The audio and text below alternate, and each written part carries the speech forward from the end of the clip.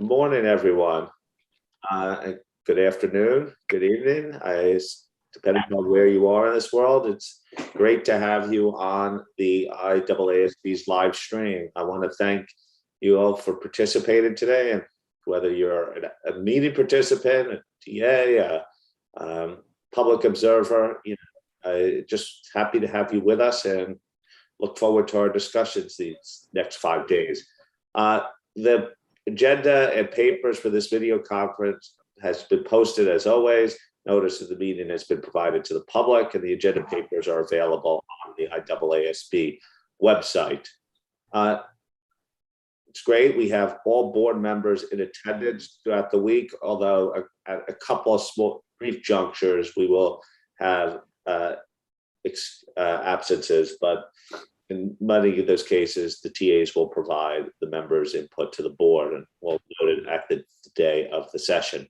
I also wanted to welcome our official public observers on this session too. Karen Stothers from the PIOB, and Jim Dowkett, our CAG chair, and Yoshi Matsumoto of the Japan FSA.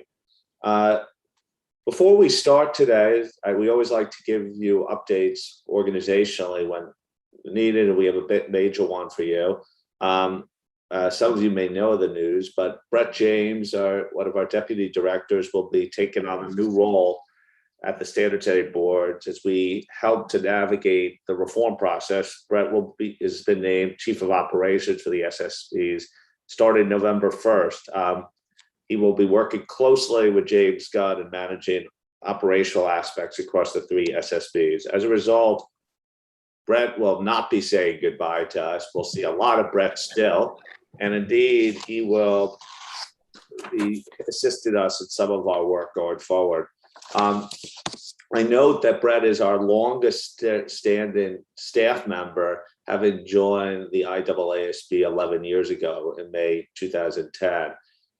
Brett's been a great partner to all of us, and I'm thrilled that he's staying involved in the IAASB, but this is definitely something we encourage him to pursue. It's part of his personal and professional development growth, and I think that's what we should all be about. So congratulations to Brett, and we're lucky to still have him supported our efforts. Okay, we have a busy week today and an important week, and not surprisingly, as we get towards an approval, the focus will be on ISA 600 revised.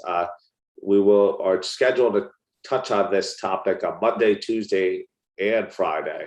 So the goal is to spend today and tomorrow walking through the full standard, as well as conforming amendments. There are 2 questions of the ED that were remaining, and that the September agenda papers address, and being the linkages between the ED 600 and other ISAs, translation issues, and the effective dates. So that's coming up. The idea is that based upon the board feedback, and we expect feedback, the task force will bring back some revised drafting to address targeted issues for the Friday discussion. The updated drafting for the session should be delivered by noon Eastern time on Thursday. And then, as you could imagine, thank you for the task force for meeting throughout the week. On Wednesday, we will discuss conforming and consequential amendments to the IAASB's other standards arising from the new and revised quality management standard. The plan here is to obtain your feedback on the proposed changes to respondents' comments on exposure draft. We hope, based upon comments from you, we'll approve these amendments in our October call. So the goal is not to rush the turn of the document, but to get some time and approve in October. Now, the one slight issue, and the goal is to deal, depending upon how well 600 goes in terms of time, is to deal with a work plan on Wednesday session. What I want to prepare you for is if we somehow get through all of 600 faster than expected, we may bring that forward to tomorrow morning session. just be prepared for work plan to start tomorrow. The idea during that session is to go through the feedback we received from the survey to the work plan, as well as the recommendations developed by staff in consultation with the planning committee. And so, of course, you should have the work plan. We will also benefit from the CAG discussion we had last week on the work plan. Thursday session, just to note that we've extended it to the full 3 hours for an executive session where we will give you a preview or show you the e-handbook. So that meeting is scheduled to end at 10 a.m. Eastern Daylight Time. So big week. What I would say is we need you all engaged on 600. Speak now, really. This is the opportunity to raise the final issues. We don't want surprises in December. We're trying to get a high quality standard out. So if there are issues, this is the time to raise it because we want adequate time to resolve them. We want you to focus on the big issues. Of course, as always, if you don't know if something's a borderline minor drafting point, big issue, obviously err on raising it. We want to hear it.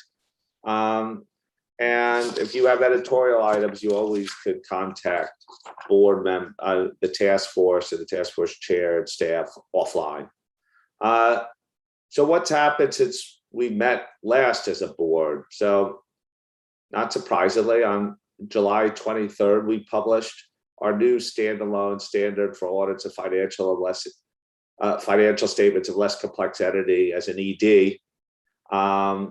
And we wanted to make sure that people had adequate time to respond. So that was published with a comment period ending on January 31st, 2022. We recently published supplemental guidance on auditor reporting in the mapping documents. We've also, to encourage all of our stakeholders, particularly national standard setters, to help us get feedback, we published an outreach plan on our LCE website, which details our focus efforts to receive feedback. On this one, all hands are required. We really want to have a fulsome outreach process and get all the feedback, particularly from communities that don't normally participate, but will certainly be impacted by an LCE standard. We wanted to give you an update. I want to give you an update on our QM materials, implementation support materials. We plan on publishing the final items during September and October. This includes the ISA 220 first time implementation guide and a presentation to explain the effective dates. We've got a number of questions on one particular piece of ISQM1 first time implementation guide. So we've taken that feedback and we're trying to explain our explanatory material on it a little bit more clearly to help our stakeholder community. So we should publish that revised guidance shortly. I think it's largely in the form of a slightly confusing table. Lots of outreach happening over the last 3 months. We had the QM webinar series. We had the last 3 webinars were held in July and August. Great feedback. I've seen some of the survey results who thought that the QM 7 webinars were really helping their understanding and were motivated factors in pushing ahead with the implementation. Just want to thank all the board members, technical advisors, and staff that participated in those series. If you missed them or you want to relive those moments, please look at the recorded webinars on our YouTube channel. So they're there for people to look back at and use them to help. We have been getting, not surprisingly, requests on ISA 315 to do presentations. For example, last week there was a presentation to SICA in South Africa where 200 participants attended, and other sessions are being planned. As that implementation date comes forward, we expect a little bit more on that. Lots of meetings with regulators and other stakeholders. We met with IAASB, IFIAR, CPAB, UKFRC, then also IAASB, GPBC, IFA, CFA Institute, CAQ, to name a few. I know this is really important, and particularly in our virtual environment, we keep on doing a lot. A topic that has had real attention lately is all of our work on EER and related ESG matters. We had a meeting with a representative of IAASB Sustainability Task Force, and I participated as a keynote speaker and panelist at URBA's launch event. This is a topic that dominates many of my conversations with the PIOB. I'll leave it at that because I'm certain as we talk about our work plan going forward, what we do on EER and ESG related matters will be a top topic for our discussion. And I think our work plan tries to address this. We had our CAG meeting last week, 600. We'll hear a lot about the feedback we received there, but positive that with the feedback we got, I think it was helpful, but it also convinces me that we're headed in the right direction there. We talked about our work plan consultation and our draft LCE standard. So a lot happening there. CUSP was on the agenda. ISA 500 was on the agenda. So it was a really robust session. I don't know, Jim, if this would be an appropriate occasion to turn to you, just give your initial impressions.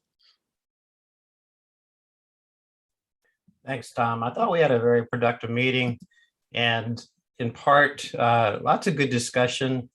We had discussion around 600, which we're about to talk about, and I think was generally, or not generally, very supportive of where it's gone. Certainly significant discussion, the work plan in the area of EER, ESG, which I'm sure we're going to talk about during the work plan session. But I think the CAG was pleased at the general direction that the IAASB has been going. Thank you. It just reminded me as I was unmuting, there's one thing, as you participate in the meeting, if you're not aware, Zoom makes slight changes in the functionality over time. So if you're searching for the raised hand function, one of the places to search for is on the reaction button below. If you're looking to raise your hand throughout the meeting, we've had some learning on that during the CAG session, I would say. So I just want to remind people too, if you have done outreach, we do like to keep a fulsome record of it. Please send all of the outreach to Bev and Hankin for our tracking purposes. The other thing I should say is that we had a really good session, just other things we're trying to do. We're still in this virtual environment, but slowly signs with vaccinations picking up. We're trying to have some in-person work with, at least within the United States. And a number of us in New York, were up in New York last week. It was great to be in the offices for a little bit, even if we were masked and socially distanced, but doing some forward planning. And as we think about when we could go get in person as board, we're clearly going to survey again right now and need your input. I think the survey is out there right now, and will be largely dictated by our health and safety of you. Obviously, that's first and foremost. Travel restrictions play a big role, but we intend to try to get to meet as a board in person. This is now our 7th plenary by virtual environment in a row. And so I'm anxious to do it. It's just a matter of health and safety and travel restrictions and ability to navigate that in a safe manner. Couple final things. We depend upon you as board members, TAs, staff to help us with this, but also our public observers to promote our work and interact with us via social media. Please follow our Twitter, LinkedIn, and YouTube subscriptions. Happy to see that we've gone well past 8,000 on Twitter, and we have over 6,000 followers on LinkedIn, and we're over 1,000 subscribers on YouTube. So numbers are growing. So I want to just turn to minutes, my favorite topic. I want to turn just quickly to Villy, quickly to say where we are on minutes right now, and there's one thing that's still in process, and what the time frame this week will be on minutes. Thank you, Tom. Yes, we were just trying to get the minutes to all the task force chairs and everyone. So what will happen is the minutes will be distributed during the course of this morning. And what we will then ask board members is if you can come back with any comments by noon on Thursday morning, New York time, noon on Thursday morning, New York time. And then hopefully we will still be in a position to approve the minutes on Friday. Thank you. Any questions? Anyone want to raise any issues before we get going? Sorry for that long introduction, but there's a lot going on and a lot to put out there. So I appreciate your patience, but I think we're ready for the main event. Len, are you ready? Yes, I'm ready. Okay, here we go on 600. We have a couple of lingering issues to resolve, and then hopefully we'll be in good shape for approval in December. Yeah, thank you, Tom. Before I begin, I want to thank all the board members. Majority of you have submitted your comments and helpful suggestions, some of them editorials.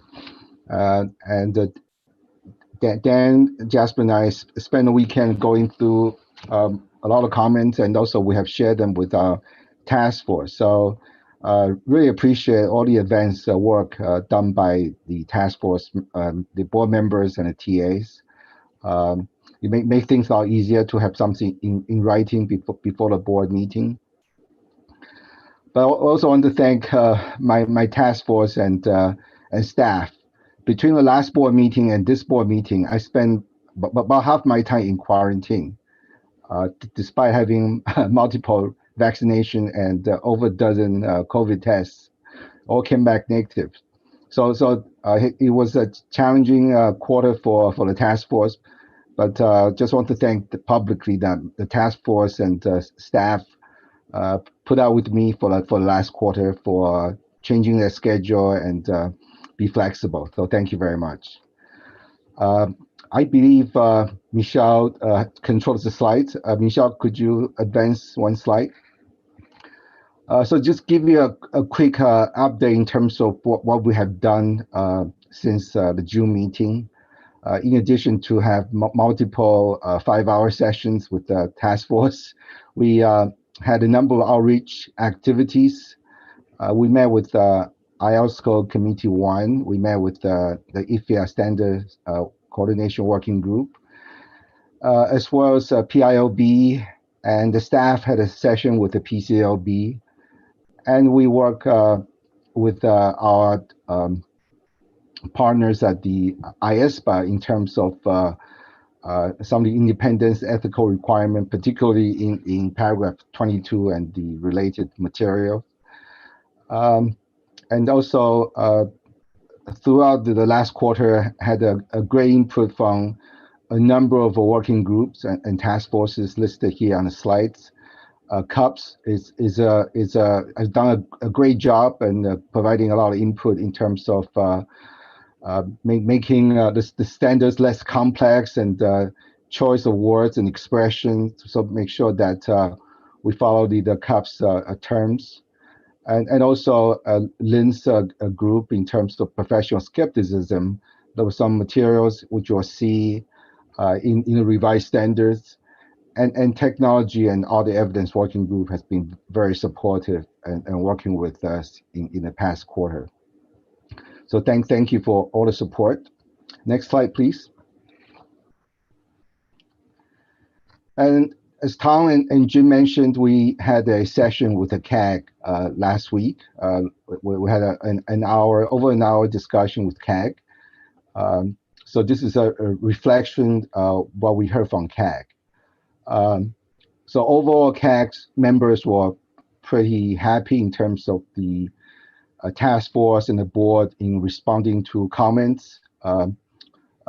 received during exposure. Also, some of the key public interest issues that has been addressed in the standards. And also a lot of support. I would say at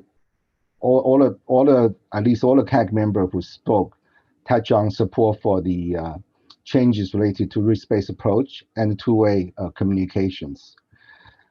And as you know, those two are the key public interest comments from prior board meetings. There were also support for professional judgment in determining the need to review component audit documentation. We'll touch on that later in the meeting, but there was quite a lot of support, and also documentation of component auditors' competency and capabilities. I just want to highlight that one statement made by a CAG member.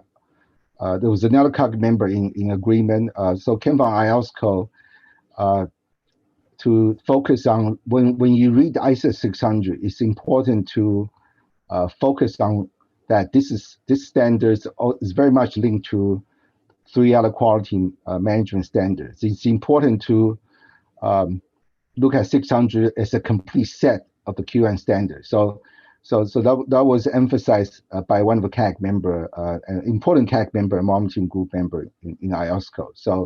So I would also encourage the board members, when we go through our issues today, please keep in mind that this is very much of a quality management suite of standards. So when we look at specific paragraph, maybe refresh some of the memories what we did in ISQN1 and ISQN2 and ISO 220. Then lastly, there were some discussions about the effective date. There was support in terms of what the task force had proposed in the issues paper. And also there were suggestions about transitional guidance based on the suggested effective date. That there's a period where ISO 220 revised had to work with Extant 600. So there was some support in terms of for the board to issue a bridging document to work with those 2 standards I mentioned. But before I go on, let me just pause here to see if Jin has anything to add to make sure I capture all the feedback from the CAG meeting last week. Len, I think you captured that feedback very well. Just 2 comments. One is, I would say we had very strong support, particularly in what you've done. I think it was paragraph 3C, and in the area of the risk-based approach and two-way communication. So I was very pleased that the CAG felt like the task force had very much listened to our feedback. And the other items you've already highlighted, so I won't repeat them. Thank you, Jim. Next slide, please. So for this meeting, for the rest of the week, at least for today and tomorrow, our goal is to make sure that we get, as Hao mentioned, your input. We don't want to leave anything outstanding until December. We'd like to hear from you. Are there anything really bothers you? Anything that you like the task force to give full consideration? Please raise them. So we'll go through the standards, and we had agenda paper 2A outline some of the major changes since June meeting, and tomorrow we'll probably likely go through some of the conforming and consequential amendments. And also there were 2 other questions that we didn't get back to you earlier on the analysis of the questions we asked in the ED. So what we have done since June is we will try to be responsive to the comments raised in the ED, but mostly taking on board and consider the comments raised by the board members at the June meeting and some of the offline comments. When we step back as a task force, we haven't really changed any key principles. I would say structurally, principle-wise, what we have done since June is more refinement and also incorporate some of the editorials to make certain paragraphs clearer. So hopefully that what we have done meet most of your expectation in terms of the comments you gave to us back in June. Next slide, please. So for a start, what we'll do is, I think this was outlined in the issues paper. I'm going to walk through with you the draft standards and this agenda item 2C, and we'll go through different section standards, and I'll briefly talk about some of the changes we made, and then open up for comments after my brief introductions. So on this slide, as you can see, we're going to be focusing on the introduction section of the standards in the next few minutes. So paragraph 1 to 6 and the related application material A1 to A10. So what we have done here, just in a quick summary, that we made some changes in response to board member comments explained in 2A, which I mentioned earlier. We made some changes in paragraph 8.8 AA. So before I talk about the changes we made, I just want to refresh board's memory. We talked about this in the June board meeting. In June board meeting, in the issues paper, I guess it was section 2A. The task force had proposed some changes, including doing away with paragraph 42, because 42 was causing a lot of confusion. And the board was supportive of the deletion and also asked the task force to address audits for another purpose in the application material, which we did, as we outlined to you in paragraph 8.8 AA. There were comments from the board member that there are some certain practical consideration they would like the task force to address. At the conclusion of the June board meeting, we talk about perhaps some of those practical considerations should be better placed in the implementation guidance rather than in the standards.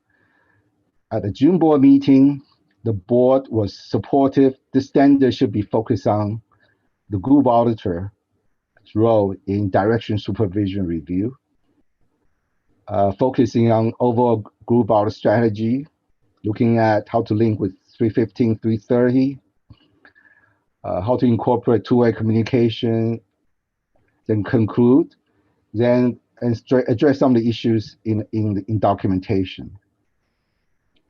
So that's what we decided at the June meeting. So for paragraph 8.8 AA, we revised wording from the discussion back in June. We emphasized on possibility of audit on the component financial information requested by the group auditor also being used for the separate audit of the component financial statements, but also acknowledge that work done on separate audit of component can be adapted to meet the needs of the group auditor. In any event, the requirements in DECISA apply, including, very importantly, direction supervision review of the group auditor. So that's the change we made in 8.8 AA based on the discussion in June. And there was agreement, at least at the conclusion of the June board meeting. We also made some changes in paragraph 8.9 and 8.10, application material on professional skepticism. We received a number of comments from board members, so we incorporate all those comments and also received input from the professional skepticism working group. So the changes are explained in section 1B of the issues paper. So I take the issues paper and all the agenda paper for this meeting has been read by the board member. So with that brief introduction, Tom, I'll turn to you to seek board's input in the introduction section. Okay, thank you, Len. We'll be seeking comments on these paragraphs. I assume that, as you noted, we'll get a few on A88A. It's a tongue twister for me. So anyone like to start on the introductory paragraphs? Sue. Hi, thanks. I'm happy to kick off on this. Thank you very much, Len and the team for all the work. You can certainly see the strong direction of travel. I probably have a number of points on this section, and the reason for that is that it's probably the section that picks up the use of statutory audits and some of the considerations around equity investments, which I've raised questions and concerns on previously. I think especially with paragraph 42 being deleted. What I think is important is recognising the use of statutory audit where there's a local requirement, or in an equity investment where perhaps the audited financial statements might be the key input there.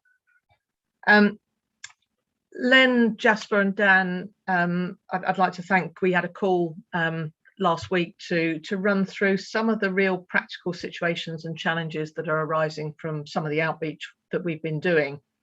And clearly the specifics, as Len has mentioned, I think are right for implementation material. But I do think it's important that the ISA and its application material has got enough hooks in there to recognise the fact that there may be statutory audits, they may be used, and to make sure that compliance is genuinely possible with the requirements. So we've sent a number of suggestions. Len very fairly challenged for suggestions, which we've sent through. But I think a couple of specifics to raise in this forum is firstly, in paragraph 3b, there is some material that's already there in ISA 300 in the appendix that is talking about the nature, timing, and extent of the group audit procedures, taking account of the component of any local requirement for a component audit.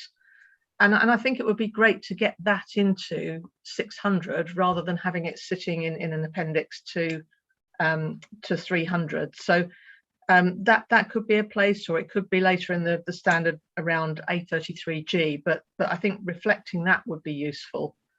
I do have comments around oh gosh, this is impossible, isn't it? A8AA, because I think some of the edits there have perhaps changed some of the sense around, obviously the group auditor group audit work can be used for the component. But I think where perhaps a group auditor hasn't specifically requested work, for example, if it's audited financial statements of an equity investment with a different year end, there are perhaps some considerations that are not quite covered. And I think I've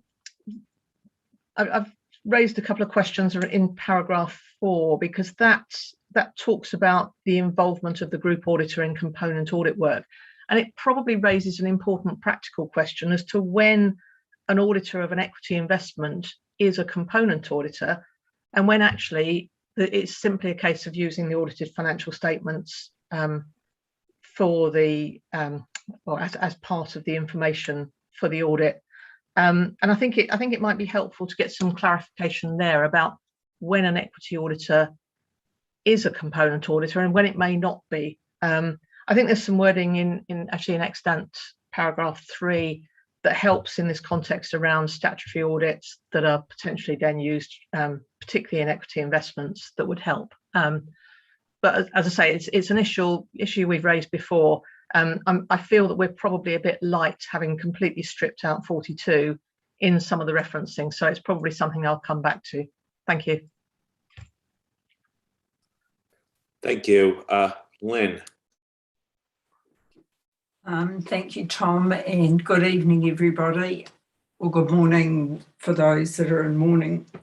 I have comments on 3 paragraphs. The first one is A8AA, and I think I'm at the opposite side to Sue on this one.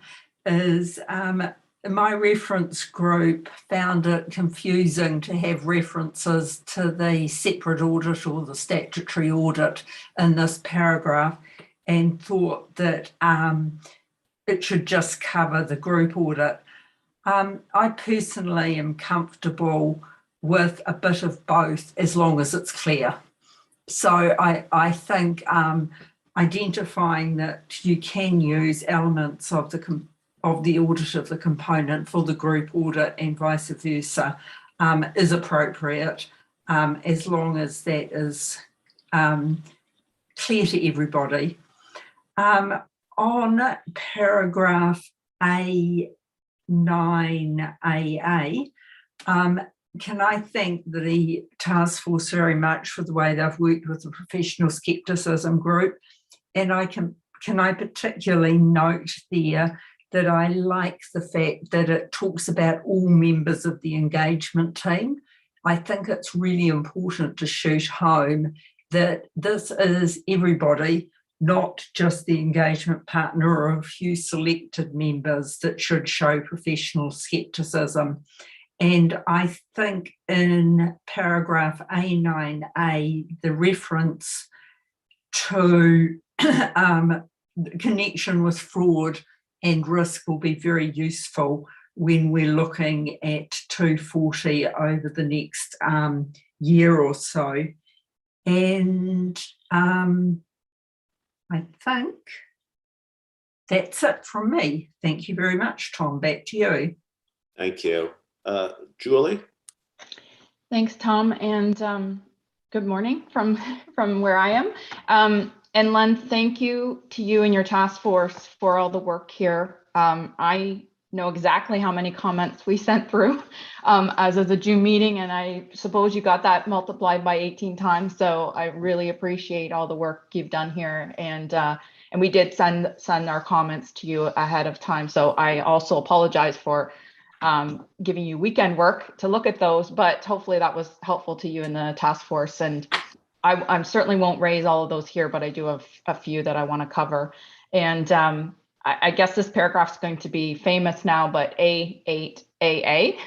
And I don't think what I'm going to suggest is contradictory to where we ended up in June, but I do think from a very practical perspective, there will be audits that are complete and could be used as audit evidence in the context of a group audit. And I think a very literal read, or the way some have read this paragraph now, seems to imply you're precluded from using that as audit evidence. And I don't think that's where we were going to go, but I think with the use of the word concurrently and some of the wording around supervision, direction and supervision, that might lend itself to people thinking that. So I think we need to be clear. And I wonder if maybe a relatively simple solution is just to recognize the fact, whether it's a separate paragraph or something added onto the end of this paragraph, that recognizes that there might be a completed audit and that you may be able to, use that work, but obviously the other requirements in 600 would apply to that situation. So we've given you a bit of wording in our comments, but I think that needs to be clear. Otherwise, I think there'll be confusion as to what we mean by that paragraph. That was it, Tom. Thank you. Okay. I'll let a couple of others come in. Chunwei? Thank you, Tom, and good evening from Singapore. It's the trend now, so I should come in on A8AA. I didn't have an issue with that. I'm quite happy with the level of detail that we have in there, but I think maybe what Julie mentioned in terms of further clarity may help. So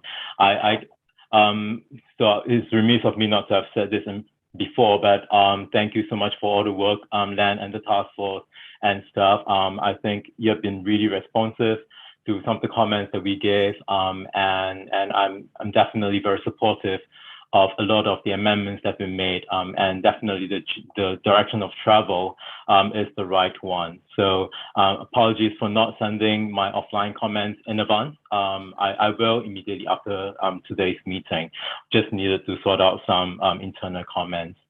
So I really want to come in to just provide two comments. And first one is on A9C. And A9C, in the middle, we have this wording that say, review of their work may help the group auditor in evaluating whether engagement team has appropriately exercised professional skepticism. And I think we received some comments that it looks like, we are adding a requirement here for the group auditor to evaluate whether engagement team has exercised professional skepticism, when it really should be, and it is part of the overall evaluation of the sufficiency and appropriateness of the audit evidence as described in A115A. So in relation to that potential confusion, I was just wondering whether, we need this paragraph, A9C. I think the bits about, using the direction, supervision, and review of work to enable that evaluation can actually be shifted to A115A. So it can be looked at in its entirety over there. So that's one suggestion. But if for any reason we want to keep A9C here, the other soft, not related suggestion, but in terms of the sequence, is to swap A9C with A10, because A10 talks about how other ISAs also provide examples, which I think flows nicely from the preceding paragraph. So if we keep A9C, maybe this wording needs to be amended a little bit and then just swap with A10. My last comment is on A10 itself, and I think I've provided this comment maybe in an earlier draft before, where we say, the different standards provide examples of areas in an audit where auditors exercises professional skepticism.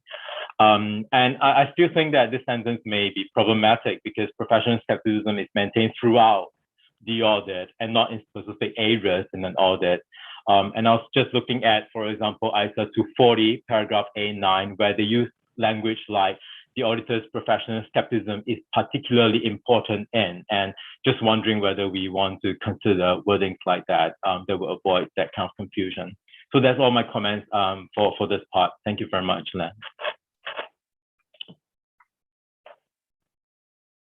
Thank you. Diane. Thanks, Tom. Hello, everybody. Many thanks to you, Len, and the task force. I think you guys have done a great job, as always, pulling this together. Funny thing about these board discussions, I was actually quite okay with the infamous A8AA paragraph until I've heard this dialogue now. And now I'm pausing and thinking maybe there could be some clarification here. I think the intention was for this paragraph to cover two scenarios. You're doing a year-end audit and the statutory audit is completed before you release the opinion on the consolidated audit.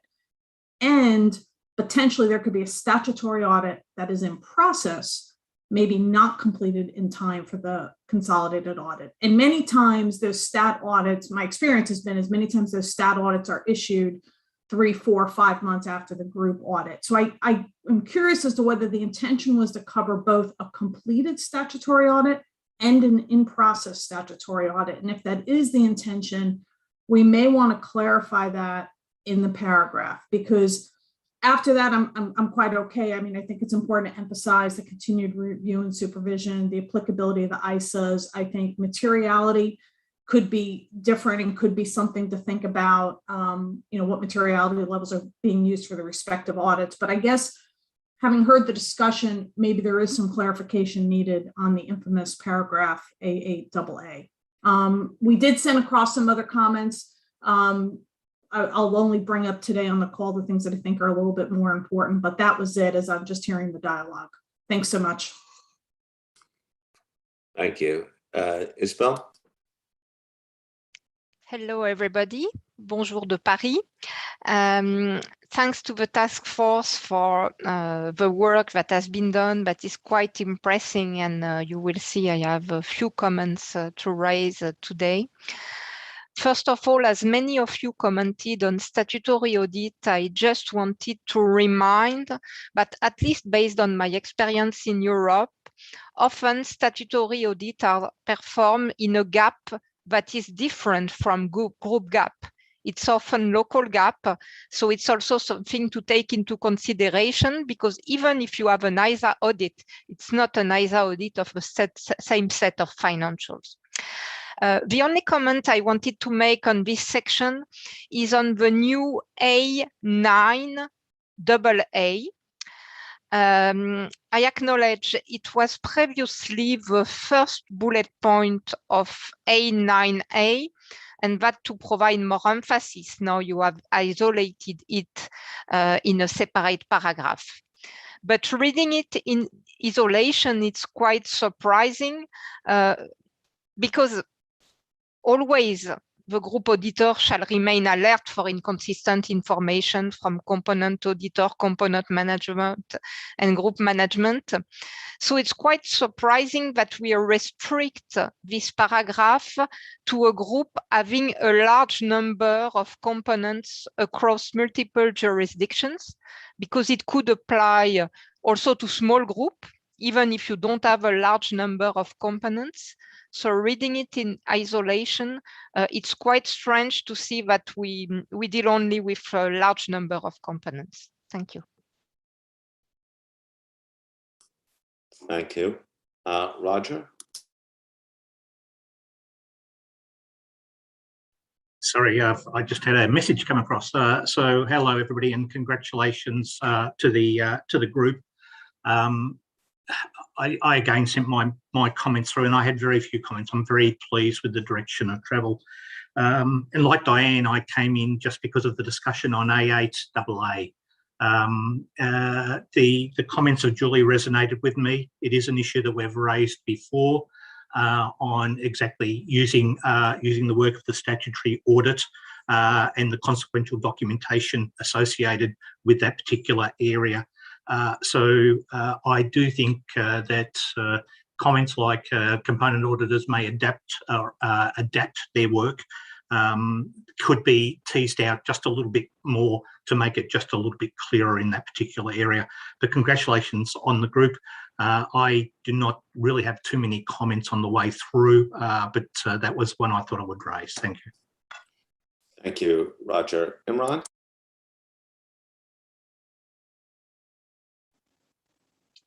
And good afternoon, everybody from Johannesburg. Tom, really just a comment firstly about your opening remarks. We're really pleased with all that you've been doing and the staff have been doing. And we don't get many opportunities. Thank you for this. But really, the outreach efforts have been extremely well received. Incredible attendance and incredibly good quality of events that our team has been putting together that allows us to refer other people to it. So just wanted to mention that in response to your opening. Len, good afternoon. Len, you, Jasper, and Dan, and the task force working behind you need heroes' capes for the heroic efforts of the last quarter. I can't imagine what you've been through with these quarantines and your travels and everything else. Really, really appreciative of it. And with all of that, getting the papers to us early, getting so many extra papers to us. This is a really superhuman effort. Thank you very much for it all. I have sent detailed comments in advance, so have less to offer during the course of our discussion this week, but wanted to comment on the conversation we've just heard. I, like a few other people, thought that what I read was agreeable to me, but found myself nodding when Sue spoke, and then found myself nodding when Lynn spoke, and found myself nodding when everyone else spoke. So I'm a little bit unclear as to what then I've originally understood from the reading of A8 AA. I also didn't, and I guess Diane summarized it best when she said we didn't quite appreciate the issues as others have described, and that's the benefit of the community of the board. I also want to associate with the comments that Isabel just made on A9 AA. I imagine there must be a good reason for the choice of words in A9AA, but like Isabel, happy to hear the task force's view about that. One new point that we haven't heard from anyone else is that I reckon that this introduction section has become fairly lengthy now. And I appreciate as you've responded to people rightly, Len, the new paragraphs that you had support for, we now have an opening section that's unprecedented in terms of how long it is. With that in mind, I thought I'd flag three paragraphs, A2, A8A, and A10, which to my mind looked like they serve very little purpose anymore in the standard, if you were ever looking to shorten something in respect of the introduction. So that was A2, A8A, and A10. Thank you very much. Okay, thanks, Imran. I like concise write-in, so it's something to be considered. You know, I think, Glenn, you got a few issues, but the one that seems to be the most pressing on people's minds is the tongue twister paragraph A8AA. And I think we should probably focus on that first as a board, and then we could address the other issues if it merits conversation. It seems like there's two elements here, maybe two plus one about consequences. I see it as what our intent was in the paragraph, what the drafting is to capture that intent, and if it could be slightly sharper. And I think that's a little bit of where the focus was. And third, having said all of this, are there unintended consequences of doing what we're doing? But I turn it to you to respond on A8AA, and then we'll move on from there to the other parts of the section. Thank you very much, Tom. So before I address some of the comments, I welcome my task force member to come in anytime they wish. We didn't get a chance to meet as a task force right before the meeting, but they have seen all the comments that you have shared with us. So if any one of my task force member have anything to say, I'm welcome to come in. Also, those task force member, those board members who haven't spoken, we also are very happy to hear from you. I think in terms of AAAA, I'm going to be focusing on what Lynn said. I think it will work as long as it's clear. So right now, based on the feedback so far, the one of the clear things I get is maybe 88AA is not clear. So we do recognize from the feedbacks so far in this session. The other one is what Diane said is 88AA supposed to cover both scenarios? I think our intent is to cover both scenarios. Maybe that's the area it's not very clear. So and then thank you, Sue. We spent about an hour on Friday night last week, and thank you for all these different scenarios you explained to me and Dan and Jasper, and we have those suggestions you submitted to us, so we'll look at that as a task force. And I think the common thing clearly is I think Tom used the tongue twisting. I think between Dan, Jasper, and I over the weekend, we gave some thoughts in terms of how to best look at 88AA to make it clear. I think this is probably one of the paragraphs we'll probably need to come back later in the week. But we wanted to give the board a chance to express their views in the sessions, and also for those board members that did not provide input before the meeting. But so far, I think the message is very clear that that paragraph is not clear, and we have some work to do. But let me just pause here, because honestly, if Dan and Jasper have anything to add based on what we read over the weekend and our offline discussions, anything else that I may have missed.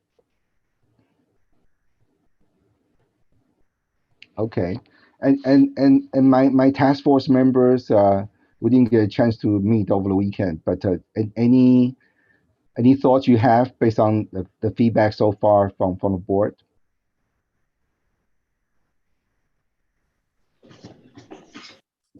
Ada? Yes, thank you, Len. And Yeah, I think the comments from the board are clear. I think you summarized it well. With the comments in front of me that the board members have provided over the weekend, I think there's some helpful suggestions to make this a little bit clearer as to the exact intent that we had. Josephine? Yeah, I would agree with Ado on that. It's been really actually helpful to hear what board members said. The only thing I just wanted to add is I think the 8AA paragraph is a slightly different point from the point that Sue was making about the statutory audit point. And they're not really the same thing. And so maybe what we need to do is consider an additional paragraph to cover that particular aspect and bring some of that back in. But to Ado's point, we have got a lot of suggestions coming in for that. So there's a lot of help that the board have already given us there. So it's a matter of just going away and thinking about how best to consolidate all those thoughts and ideas. Thank you. So if it's a sense of the board, if I'm reading it right, and the task force members, that this is an area that we think with some thought and drafting that we could resolve, and that the idea would be to bring back language later in the week that hopes to address it. Any other comments on this point? Okay, Len. Yes, Tom. This is one area we'll be working through as a task force during the week, and we'll come back to the board with the new 8AA by end of the week for another look. So if Tom's okay, I'll address other areas. There were comments about A9A and A9AA, I think, with professional skepticism. I've seen the comments are submitted ahead of time. I think, Isabel, your comments on A9AA is also raised by other board member as part of offline comments. So we'll take a look. But I do take note of the support from Lynn in terms of what we've done in that section. So thank you, Lynn, for your support. There might be some area that we probably need to go through to make sure that some languages in there can be cleaned up. And Ching Wei, you gave us a few suggestions, including looking at the languaging in 240 and also the sequencing A10 with A9C. We'll go back and take a look to see the structure, to see what's in 240, whether that language can be useful here. And again, thank you for all the support. I don't have other comments other than the ones on A9A, A9AA, which I touched on, and also the big one, the AAA, and I appreciate all the feedback. Tom, I just wanted to pause here because we have not heard from other board member, but just want to see if any other board member have anything to add. Any hands? I see none. Okay, great. Michelle, may I trouble you to move one slide over? So the next section is on objectives and definition. So we're going to cover paragraph 8, 9, 10, and the application material A11 to A16B. So just quickly, in terms of what we have done, we revised paragraph 8B to add a reference to whether due to fraud or error to align more closely with ISA 315 revised. And on the definition, we make changes to respond to board's comments from the June meeting, and also for clarity and consistency with other paragraphs in the standards. Paragraph 813, we clarify in response to board's comments about whether a component auditor could be from the group auditor's firm, as it was not clear from the wording of certain paragraphs in the June draft. Additionally, paragraph A15A, as we discussed with the board back in June, the task force included this wording in the application material to be responsive to comments received during the ED process. At the June board meeting, some board members supported moving the first sentence of paragraph A15A to the definition of group engagement partner in paragraph 9J. That the task force discussed this and decided to retain the wording in the application material and consistent with the related proposed conforming amendments to ISA 220 revised, which we'll talk about it tomorrow. So with that, Tom, I will love to hear from the board members in that section, objectives and definition.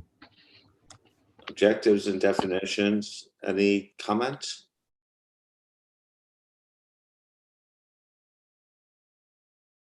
Julie. Thanks, Tom. You can hear me? Okay. And Len, just a couple things on A12, and this isn't the first place I noted it, but on A12, I think we need to tidy up that paragraph where we talk about it's actually the last sentence when it talks about the group auditors identification and assessment. I think there and a few other places I flagged in the document for you and the group is maybe a scrub through again to make sure that anywhere that the group auditor or component auditors could do something we're clear, because right now that's written as the group auditor must do. So I'm flagging that there because that's the first instance, but there are a few others throughout that I won't mention again, but I flagged those in our offline comments.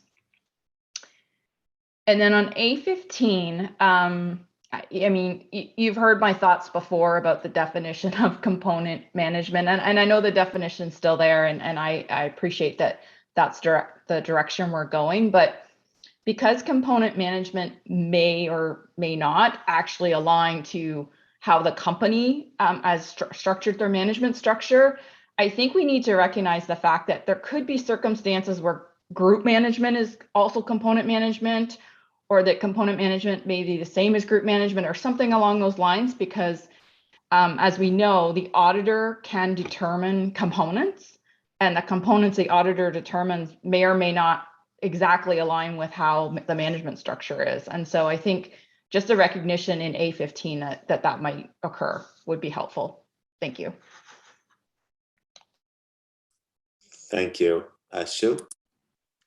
Thanks. And just to say that in 9C, that seemed like a good place for perhaps some application material to explain when an auditor of a statutory audit or an equity investee is not considered a component auditor, because the definition has the clear phrase about at the request of the group auditor.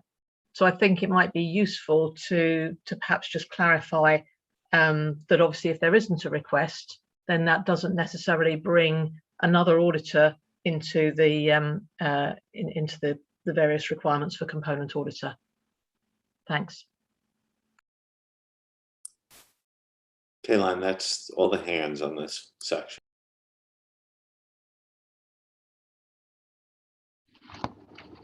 Thank you, Julie and Sue. I've seen your offline comments, and thank you for raising them in these sessions. We'll go back and take a look while you talk about A12. And on the component management, group audit management issue, I'll have a discussion with the task force and see whether we can address your comments. And Sue, your suggestion 9C, thank you for raising that as well. So we'll take a look to see anything additional to application material A13 and A14 we could do to address what you described in stat audit and equity type of investment audit. So thank you for those comments. And if there are no other comments, Tom, maybe we'll move to the next section. Sounds good. Okay, thank you. And for the next section is going to be on the leadership responsibility clients, acceptance and continuance section, paragraph 12, 13, all the way to 17. And all the related application material is seen on the slides. Just quickly talk about what we have done since the June meeting. So paragraph 12, to address comments from the board, the task force added bullets to enhance the readability of the requirement. Furthermore, it was noted that using the word shall twice in the requirement is not in line with the CUP's convention. So thanks for the CUP's working group for the suggestions. And paragraph 13, at the June board meeting, the board noted that it was not clear that this requirement related to the acceptance and continuance, except for the heading above. So to clarify this, the task force added before accepting and continuing the group audit engagement. Then paragraph 829, the task force noted that paragraph 829 addresses how to overcome restrictions related to restriction to access audit documentation in the first and the third bullets of 829, and restriction to access people and information. So we moved parts of the paragraph that related to restriction to access audit documentation to the section on audit documentation itself. So some of the language in those paragraphs has been moved to paragraph 830 in the documentation section. So in summary, that's what we've done for this section, and Tom, happy to hear comments from the board. Okay, from paragraphs 12 to 17 and related application material.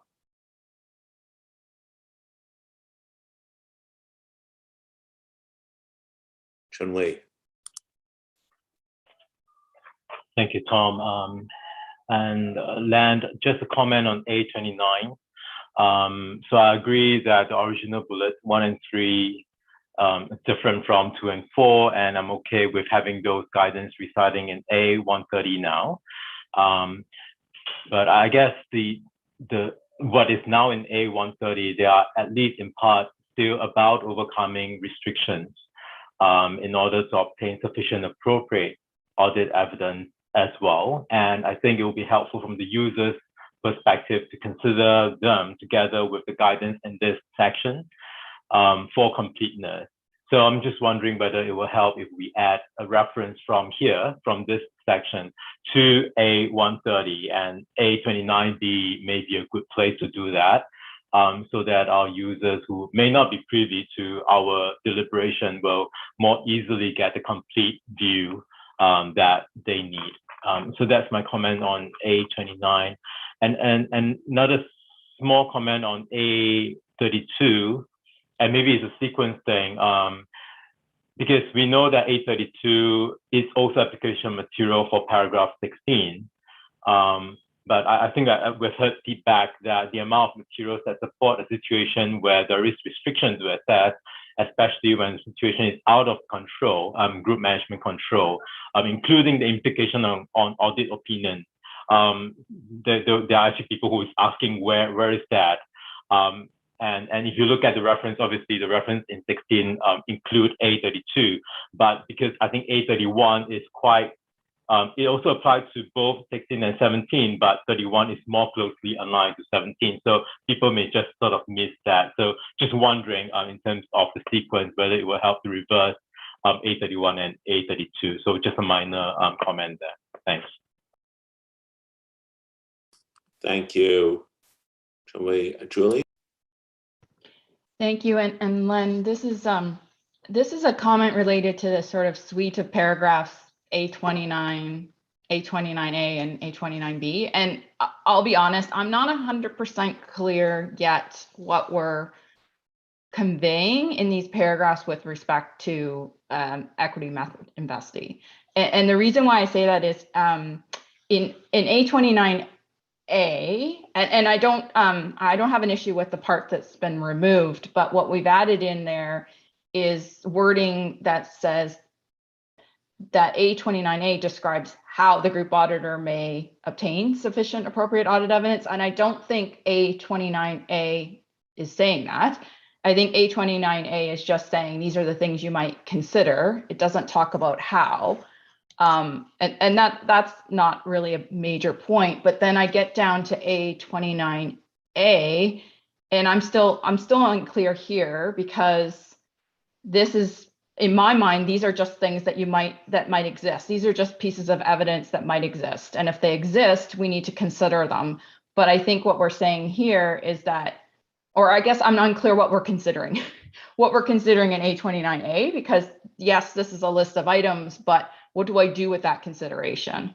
And then in A29B, we refer to these as options. So in my mind, options means that I can pick one of these, or I can pick a combination of these, and that would be sufficient appropriate audit evidence. And I'm not sure if that's what we're meaning to say. So for instance, can I just get some publicly available audited financial statements and I'm good for an EMI because my restrictions are there? So I do think that those 3 paragraphs need a little bit of a look-see again, because I think it's unclear what we're saying. And then linked maybe to my previous point on the tongue twister paragraph A8AA, there we're pretty clear that a completed audit, you need to do a lot more with that to be able to use it in a group audit situation. But here in an EMI situation, I think what we're saying is that audited financial statements that have been completed are potentially sufficient appropriate audit evidence. So I get a little bit confused what we're saying in these paragraphs. So appreciate we need to deal with the EMI issue, because it was certainly one that was raised on exposure, but these paragraphs to me are still a bit unclear as to what our message is. Thank you. Thank you. Sue? Thanks, and possibly similar to Julie, a number of comments around A29, 29A. We've sent some suggestions there, but I think perhaps just starting on A21, I've suggested a slight tweak to the bullet talking about unrestricted access to financial information and management and so on, because almost by definition for an equity investee, that may be different. So I think that's perhaps not setting us up for the best outcome. And then on A29, this is talking about restrictions, but in positions where you've got an equity investee where there's where you don't have a coterminous year end, there are often activities and maybe they are restrictions, but perhaps I'm thinking about them as being different somehow to restrictions that are somehow imposed. They're just limitations that are there. So I wonder whether that might be a place to at least recognise the very common situation where you have a non-coterminous year end, and just that there are different audit considerations. And then on A29A, I just had a concern when we got to the end of the last bullet, which is talking about where you've got somebody from group management in a kind of board position on the investee company. It's talking about them providing material to the group or to the group auditor in their role. And I wasn't quite clear whether that was in their role as group management or investee management. And if it was the latter, then I wondered whether they might be in breach of confidentiality and so on. So my suggestion would be just to delete the phrase that's been added at the end. But I think we need to be careful about what hat they have in that particular role. Thanks. Thank you. Wendy? Thank you, Tom, and good morning, good afternoon, good evening. This is the first time I'm speaking, so it's nice to see everybody back from summer break. I feel like we're back to school. I sent in a bunch of comments over the weekend. Sorry to the task force and Len for the weekend work, but great job, quite responsive to the June comments. I'm glad to hear about the continuing activities with the CUSP group, professional skepticism. I feel I consistently remind myself to take a stand back when looking at my detailed comments and then the more significant ones. And I do want to mention in my opening remarks, I'm particularly focused on technology because I kept having to ask myself, is the standard bringing up the vision to me of actual physical work papers? And is that because of my experience in the profession? Or are we really considering the lessons learned from the remote environment and the technology and where it's going and where work papers actually physically sit? So just want to throw those thoughts out for Len and the task force. And lastly, in my general remarks, I'd like to say congratulations to Brett. Sounds like a great opportunity as we move forward. I did send in quite a few detailed comments as it relates to 16 and 17, A29 and A29A. And so getting into that, since I had such a long opening remark, I echo many of the comments that have already been made, particularly how equity method audit evidence can be obtained, how it can be used. And I think I suggested some modifications that probably should be considered with others modifications that were sent in. You know, the lead in to the list of sources of information in paragraph 829A indicates that by considering the bulleted sources of information, the group auditor may determine that sufficient appropriate evidence can be attained. It does not tell the auditor how such evidence may be obtained, which is what 29A says, which is what A29 says, paragraph 829A describes. So perhaps the detailed and lengthy suggestions that I sent in could be helpful. Also for 829 and 829B, because the revisions do not resolve the questions group auditors are faced with what constitutes sufficient appropriate audit evidence. I'm also wondering whether some of the suggestions here could be placed better in the audit evidence section. So that's what I have to add. And again, Len and the task force, if you have any questions on what I submitted for recommendations, please reach out. Thank you.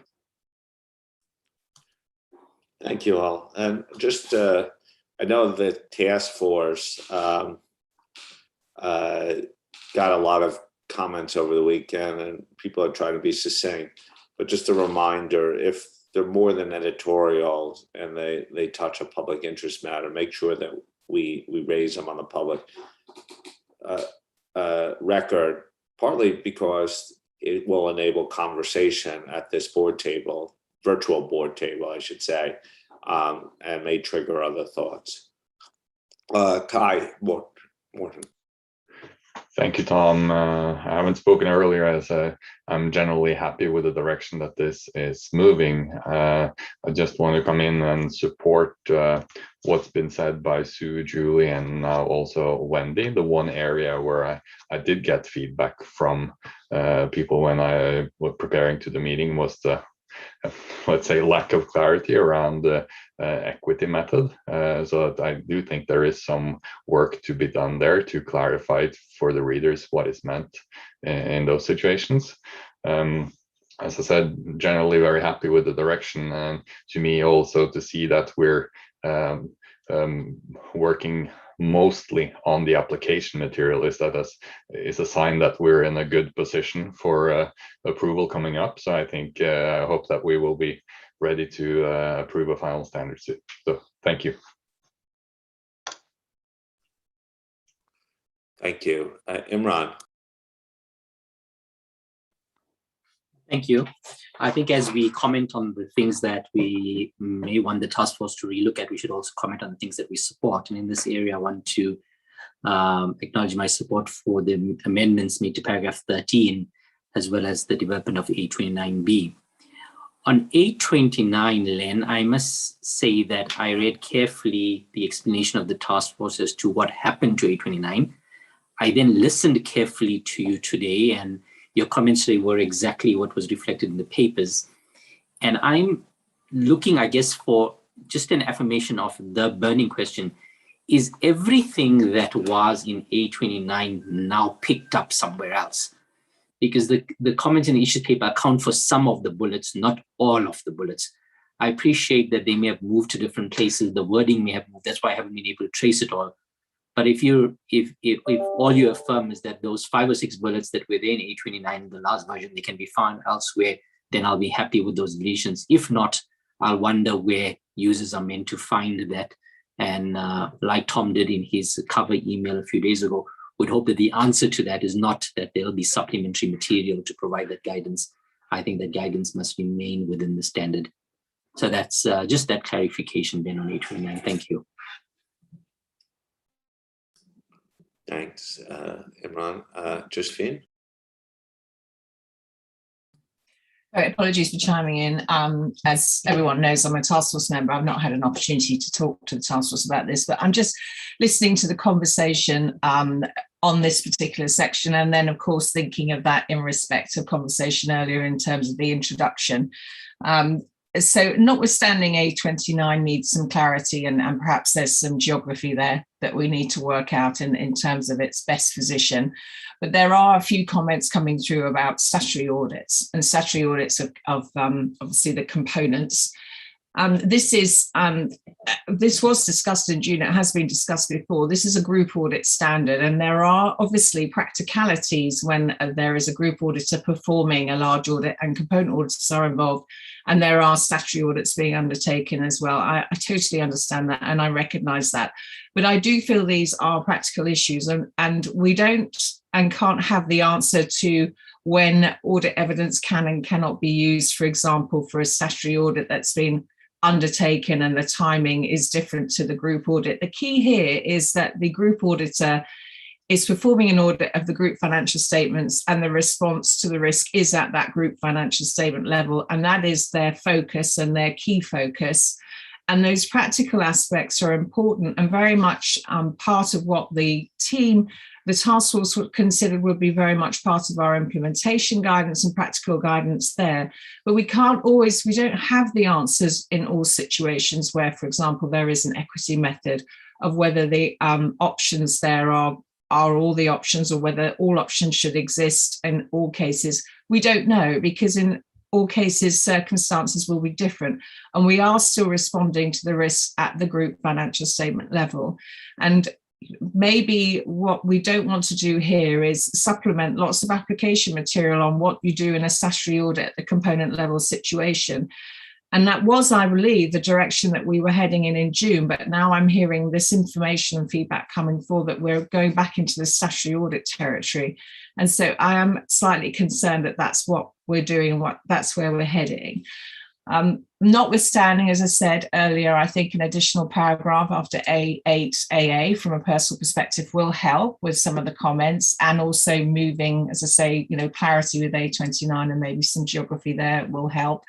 But I can't really see the task force doing much more than that, beyond then opening the standard up and dealing with statutory audits, which is not the remit or the scope of the standard or the objectives that we're trying to achieve, which is actually to deliver a much higher audit quality at that group audit level. Thank you, Tom. That was all I wanted to add. I think it's probably with that best to turn it back to Len to react. Yeah, thank you, Tom. I think what Josephine has said echoed the task force discussion since the last June meeting. We came away from the June meeting, as I said earlier. We came away thinking about the board support in terms of looking at group audit, look at the risk from a group financial statement perspective. We are not in a position, at least for the project specification that was approved how to write guidance to audit equity type of investment. I think that was clear from the project approval 5 years ago. Then we taking on board some of the comments received in exposure in a group audit situation when there are equity type investment. From that perspective, we're trying to deal with it, but we're not specifically deal with. I think Josephine, you use the term stat audit in stat audit or audits of equity type of investment. We at least in the exposure period, we asked for specific suggestions, and from the commenter, we actually didn't receive not many suggestions. Some of the practical implications or issues. All we heard is maybe you should address this, but we didn't hear anything. I recognizing that there are certain things we can do better in A29, A29A, A29B. I think that some language needs to be cleaned up, the sequencing, some of these sentences may not be clear. But at least coming out of June meeting, I thought, at least reflecting on the minutes, is we will deal with the equity type of investees in the application material, or I'm sorry, implementation guidance. That's the reading from the June board meeting. I've seen a lot of suggestions in the offline comments, and Sue has given us a lot of good comments to think about. But I think what Josephine has summarized is correct in terms of the focus of ISA 600 as a project. We as a task force, of course, all have read the comments over the weekend. We haven't had a chance to meet as group, but and Josephine rightly pointing out the things I was actually concurring, because based on our June discussion. But we can definitely look at some languages in A29, A29A, A29B that's not clear. But we need to be very focused in terms of what we're trying to do for this project is more from group audit perspective. And you know, I'm happy to hear whether any other board members have views. So far, we've been hearing that perhaps more guidance is needed for the audits of equity type investment. There are different scenarios which, as a task force, we've been, try to brainstorm in terms of what scenarios are there, but we can't anticipate every type of scenario. So, would be helpful to hear from other board members who are in this debate. So let me characterize what I've heard. There, on surface, seems the desire for more clarity here or guidance. But I think what I've heard, Josephine, back to you, Len, which reflects the task force, and what I thought was the outcome of previous board discussions, is a caution about the unintended consequences of anticipating guidance for every circumstance. And where you're saying is, yes, we should be very clear and provide the amount of appropriate application material and first-time application material. Support, I should probably say first-time application support materials as appropriate.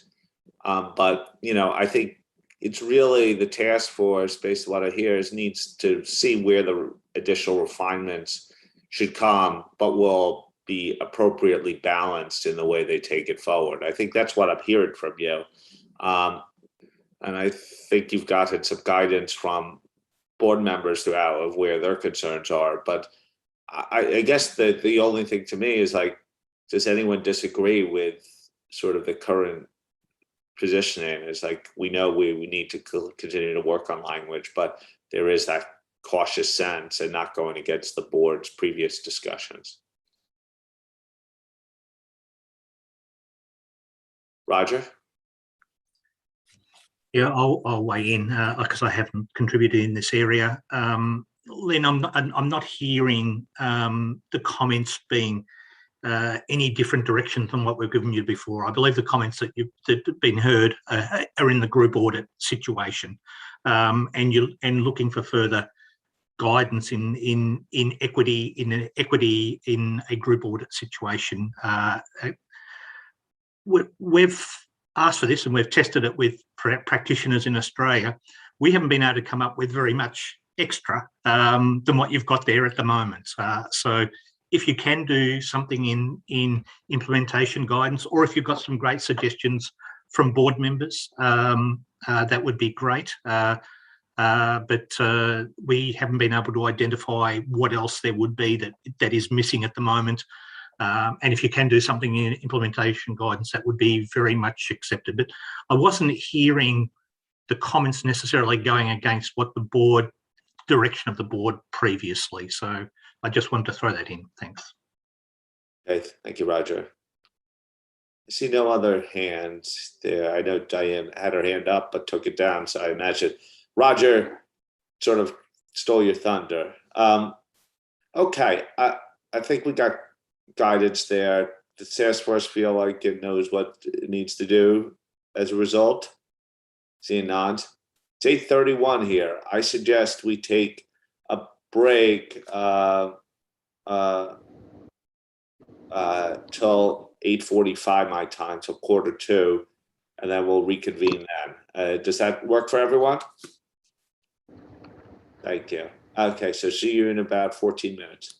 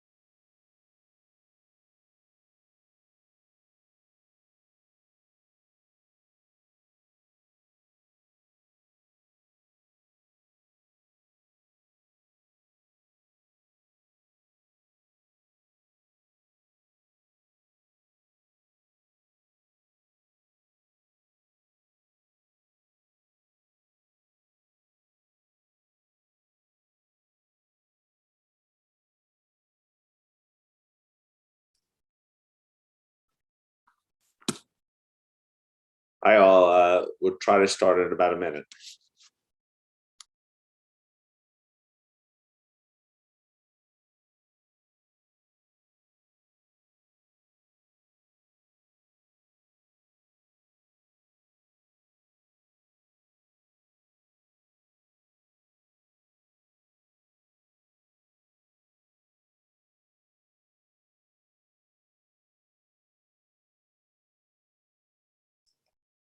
Okay, can we start rejoining?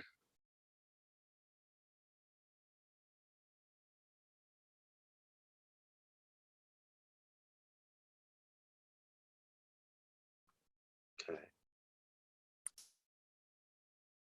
Len, I think we're about ready to start up again. So whenever you're ready. Okay. Thank you, Tom. I just want to address a couple comments from the last session. And around the language we deleted from A29. Right now, you should be able to find them in paragraph A130. Of course, we'll go back and double check everything has been captured in A130. Can we? You mentioned some cross-reference between A29 and A130. We'll go back and take a look. Also, the sequencing suggestions you made on A31 and A32. Other comments, I think Tom, you summarized pretty well before the break.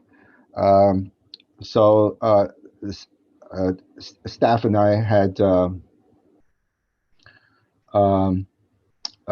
at least some early discussion, and perhaps this is another area we could bring back later this week in terms of the language on A29, A29A, A29B for the board to look at.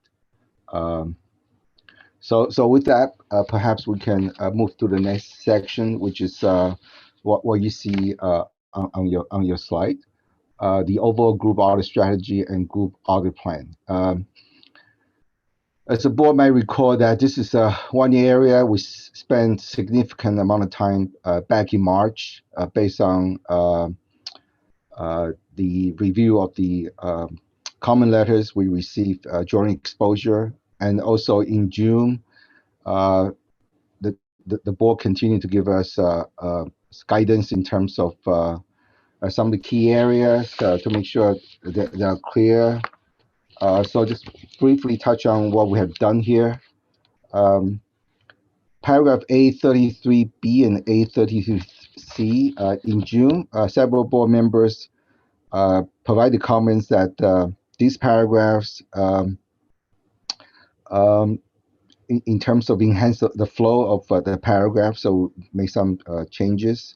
Paragraph A33H to again address the comments from the board, and the task force added guidance when the group auditor does not involve component auditor in risk assessment procedures.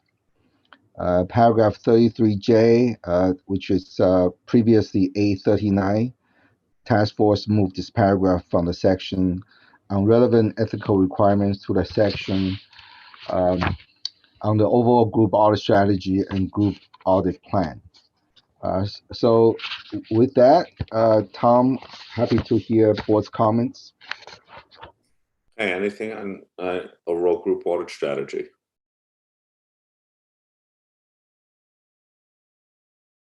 Sachika. Thank you, Tom, and hello, everybody from Tokyo. This is my first time to speak. I just want to say thank you so much to Len and your team for your hard work. I think your work are very, very responsive to the board discussion previously we made. And with regard to this section, I have two comments. One is on paragraph A33B. When I read this paragraph, it seems to me that substantial content are not very special consideration to the audit of a group. So if we keep this paragraph, I think it will be helpful to add something specific to the group audit, such as referring to the circumstances when the group auditor may need to communicate with the component management or component auditor. And my next comment is on paragraph A33F. And my comment relates to the sub-bullets under the first black bullet. I suggest adding a description related to fraud risk, such as history of fraud at the component. I understand the element of frauds are already described in the maybe like a fourth sub-bullet, that is significant transaction outside the normal course of business. But considering the fraud is a key term, I think it would be very useful if we add the description which refers to fraud directly. In other words, if we can use the term fraud in the paragraphs. That's all from me. Thank you. Thank you. Lynn. Thank you.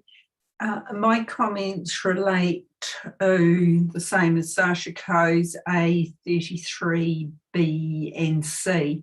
I think that they do flow better and it's easier to read.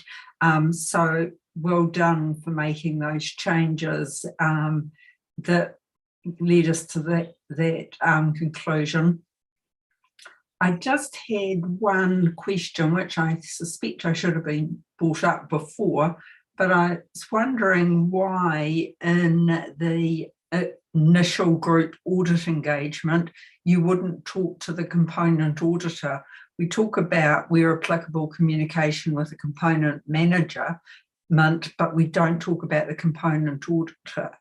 And if it's an experienced component auditor who's been around for a long time, they are very useful to talk to in terms of your strategy going forward. So not a big point, but I just wanted it on the record as a question. Thank you. Thank you, Lynn. Lan, that's all we have for this section. Yeah, thank you, Tom. As Sashiko, your comment on 33B, 33F, we received that before the board meeting, so I'll take it back to the task force for discussion. Particularly, you highlight the fraud risk at the component level. And thank you for that. Lynn, the initial group engagement, talking to the management and not talking to a component auditor. Actually, I don't have an answer for that. Maybe I'll check with the staff whether maybe something that we will deal with in our task force discussion, or we haven't included that. But maybe just maybe Jasper can come in. Yeah, thank you, Len. I think the idea was that in initial group audit, at this stage, you're not exactly sure who your component auditors yet, because that's part of this determination in 17A. That was the rationale for not including them. But if you already have the context, of course, then you could do that. Okay. Any further reaction? Jasper?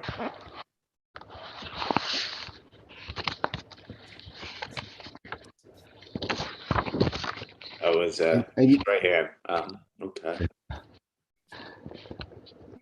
So I mean, we discussed 17A, that whole overall group audit strategy and group audit plan in the last two board sections. But before we leave this section, I just want to make sure that there are no other comments.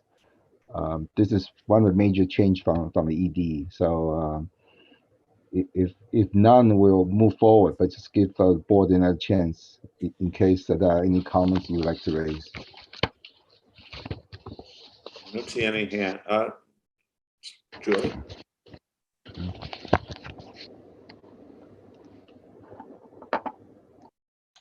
I'm not sure if this is a borderline comment or not. So in the, I'll just err on the side of safety and bring it up. And Len, this is in my offline comments as well, but in 17A little b, I think there are some that are reading this paragraph to mean that the resources needed to perform the group audit, that requirement would be quite extensive and detailed and lengthy. And I don't know if that's what we meant to have there or not, but I'll be honest, like at first blush, I did not read it that way, but I think I just wanted to raise the fact that some are reading this to be a very, sort of a very detailed out plan with every resource, because we say including the nature, timing, and extent of the involvement. And I think, I guess I'm just visualizing what people are thinking that to mean. And so I just wanted to raise that as a consideration for the task force.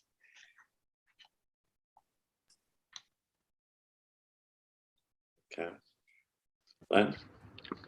Yeah, Julie, we'll take that to the task force and read that 17A little b, and also the related application material to see whether it's clear and the intent, and we'll definitely get back to you on that. Tom, if there are no other comments, we'll move on.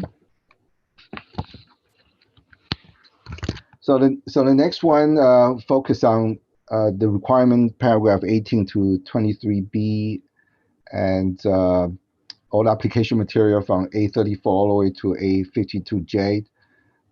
So these are the areas that, in terms of what we have done since the June board meeting, just quickly summarize them for you. Paragraph 18, several board members question the linking of this paragraph to paragraph 12 because paragraph 12 does not require the group engagement partner to make a determination. So the task force was of the view that this paragraph could be linked to establishing the overall group strategy and group audit plan.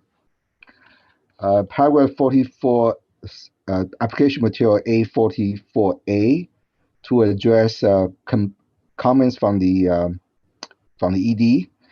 The task force added this paragraph to enhance the linkage with ISA 620. This is one of the area dealing with the expert. So this paragraph clarifies the work of the auditors expert engaged by the component auditors are part of the auditor's evaluation, whether auditors expert has the necessary competence, capability, and objectivity for the auditors. And this is required and linked to paragraph 7 in ISA 620. We made some changes in paragraph 22, but this is based on IAASB's engagement team group audit independence task force. A couple of meetings held between us and the IAASB colleagues, and so paragraph 22 reflect the IAASB comments, but clearly there'll be more coordination between IAASB and us after this board meeting. Paragraph 23A, 23B, changes explained we already explained that in the agenda paper 2A. So basically what we did was revise the requirements in response to the board comments from the June meeting that previous wording was unclear, and to create an umbrella requirement for the communication between the group auditor and the component auditor to take place at appropriate times throughout the group audit. And lastly, paragraph 52B bullet was added in response to board members' comments from the June meeting that component auditors should feel free to raise questions about the audit work requests to be performed in view of their knowledge and experience with the component. Hopefully that summarized all the changes related to the paragraph you're seeing on the slide. With that, Tom, happy to take comments. Thank you, Len. So any comments on 1823B? Sachiko.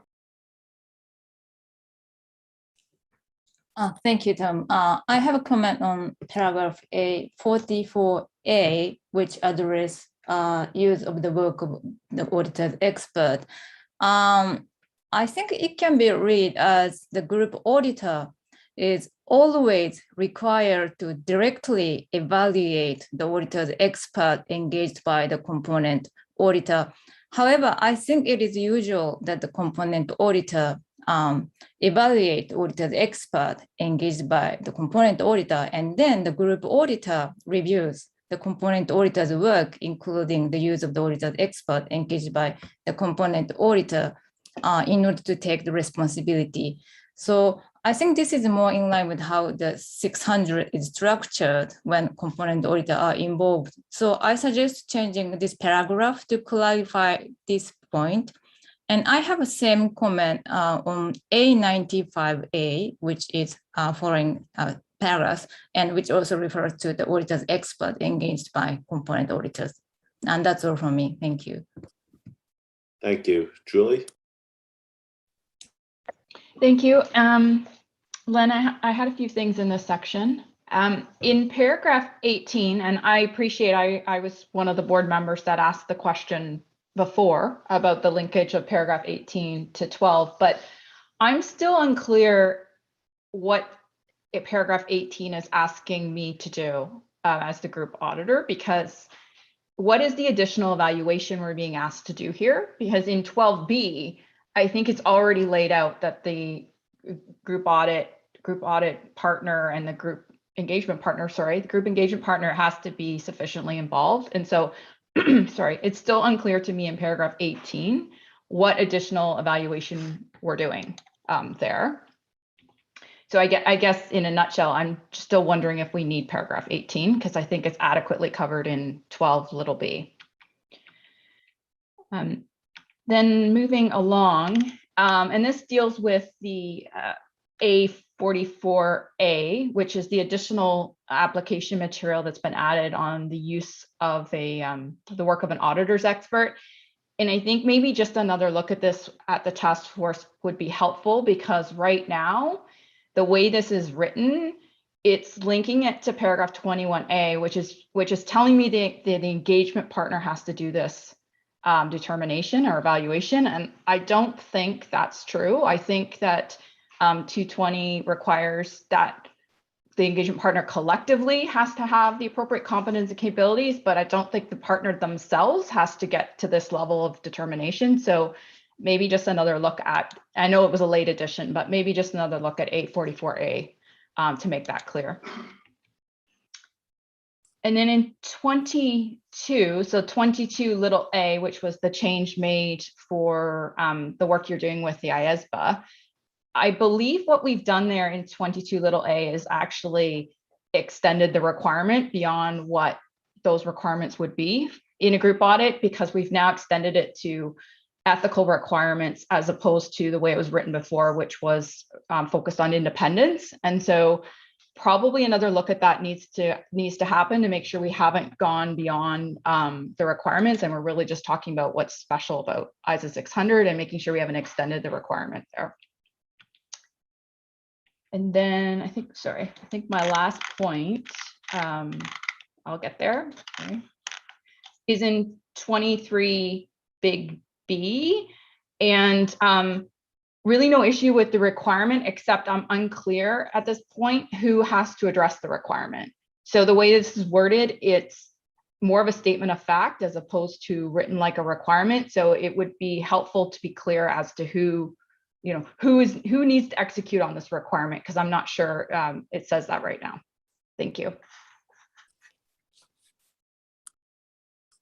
Thanks, Julie. Chun-Wei? Thank you, Tom. Lan, this is quite a big section. I have a few comments throughout, but I'll send through as I mentioned, so you get them offline. I'll just raise two quick ones.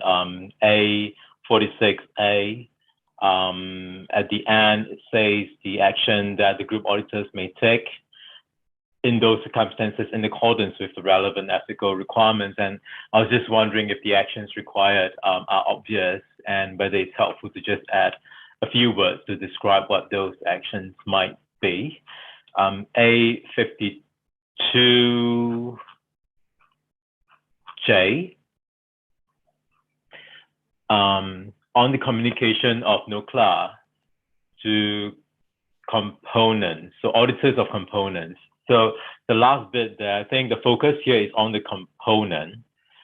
So where you have components that are not included in the scope of the group audit, you may still have the obligation to communicate NOCLA.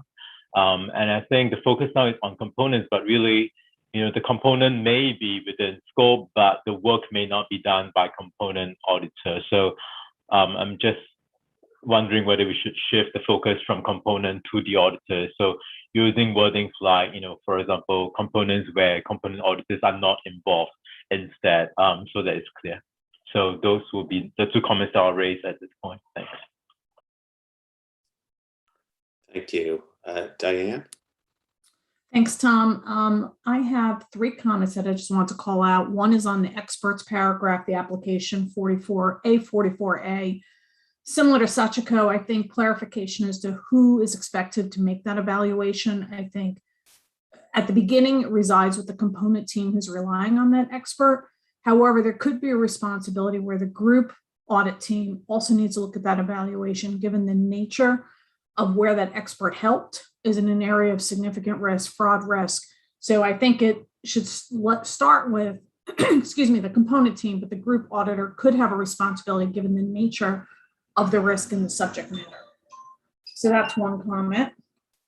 The second one is in A51, the very last bullet, the lead-in. It's a little, you go on to say, for example, when a component auditor's work papers cannot be transferred out of a jurisdiction. That seems to be a slightly awkward lead-in, because that wouldn't necessarily be the reason why you feel you need more extensive direction and supervision. I think the question is, you feel like you need more direct supervision and guidance, and if you cannot transfer the work papers, you need to come up with a plan B. So I think the intention was not to make the reason you're concerned about it the fact that the work papers are not transferable. So you may just want to look at the ordering of that sentence. And then the last one is in A52B, the second bullet. It says the mutual understanding that the component auditor may raise questions. That sounds a little, it's just a phrasing. It sounds a little that argumentative, that they're going to raise questions versus saying something like they're looking for clarification or would like to have a discussion, just something that doesn't sound quite so argumentative, which I think is not what we want to convey here. We want to convey a collaborative working arrangement and not I told you to do this, so therefore you must do it. And that was it. Those are my 3 comments. Thank you. Okay. Wendy. Thank you, Tom. Can you hear me? Yes? Okay. Because I had to switch to headphones due to outside noise. I'll be quick. I had some of the same comments as Sachiko and Diane. The recommendation is really just to modify for clarity what the intent was. I'm talking about A44A, by the way, 21A44A. What the intent is, whose responsibility it is, but I agree with Sachiko. I believe the component auditor has to go first in doing the evaluation, and then perhaps the group auditor might need to evaluate it and perhaps get deeper into it depending on the area of risk. The next comment I have is in 22A, and I think this was expressed by Julie as well. Why the component auditor is responsible for complying with relevant ethical requirements, there could be non-compliance with certain ethical requirements that would not preclude the ability to use the component auditor. So I'm not sure that that's quite clear. Expanding this requirement to imply that any such breach would prevent the group auditor from using the work of the component auditor is a significant change. So, and again, I'm not sure that that is really the intent. And to me, it is also sometimes some documentation required for linkage between standards, similar to when you might be relying on local auditing standards, but you can get comfortable that those standards are not dissimilar to the ISA standards. So my suggestion here is to revert back to the June draft for 22A. And then I had one other small comment, I think in the same area that Diane was in, 23A51. It's unclear whether the edits in the fourth bullet help solve the situation of non-transfer of work papers. And I'm a little hung up, and I think I made the comment earlier and we'll make it again later, on what does transfer of work papers mean? Is it physical transfer? Is it transfer in the cloud? Is it transfer, if I have remote access to all of the components in a server sitting wherever, is that adequate? So that's a little bit not clear to me. And I thought, consider removing the added more extensive direction. Consider removing greater in person, because I'm not sure that is modern. I think we might be able to be respectful of the standard through technology. And that's it. Thank you. Thank you. Yosh? Thank you, Tom. And this is first time to speak, so thank you very much for hard work for Len and the task force. I have one comment. This standard is very important for audit of globalized companies, so we have been interested in paying attention to the task force work. In general, we support the task force proposed revision to the exposure draft because it fully addressed the concern raised in the previous discussion. And one comment about the revised paragraph A35A. This is the provision on the case where the component auditor is not able to cooperate with a group auditor.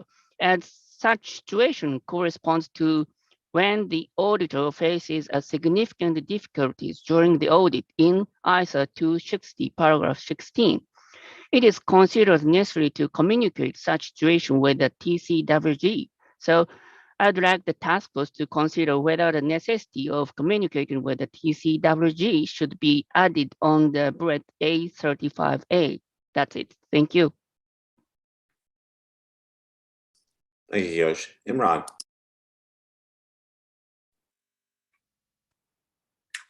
Thank you. This section covers a lot of paragraphs, so I apologize that my comments are a little bit more lengthy here than in others. But I want to make the point that much of what we've covered so far are the kind of comments that made me smile. There really have been a lot of positive improvements in the draft. I believe we're getting closer and closer to what we all desire in December. That said, there are 4 paragraphs in the section that I would like to offer some comments on, Len, and it's in respect of 21B, 23, A51, and A52. So on 21B, and this is about when the engagement partner learns something about external monitoring results and external inspection results. I asked the obvious question that the learnings could come from sources other than these 2. And why would they be limited when in practice such information may come other than from monitoring engagement and external inspection results? For example, if there are news results about a firm which haven't yet made it into inspection results, or a transparency report about a firm, we would not ignore that, and it would be good to see how we recognize that in the standard. The second comment relates to 23, and I want to just make the point here because I'm going to pick it up later when we get to 45A. That 23, in my mind, is a explicit direct instruction in the lead-in to the review of their work.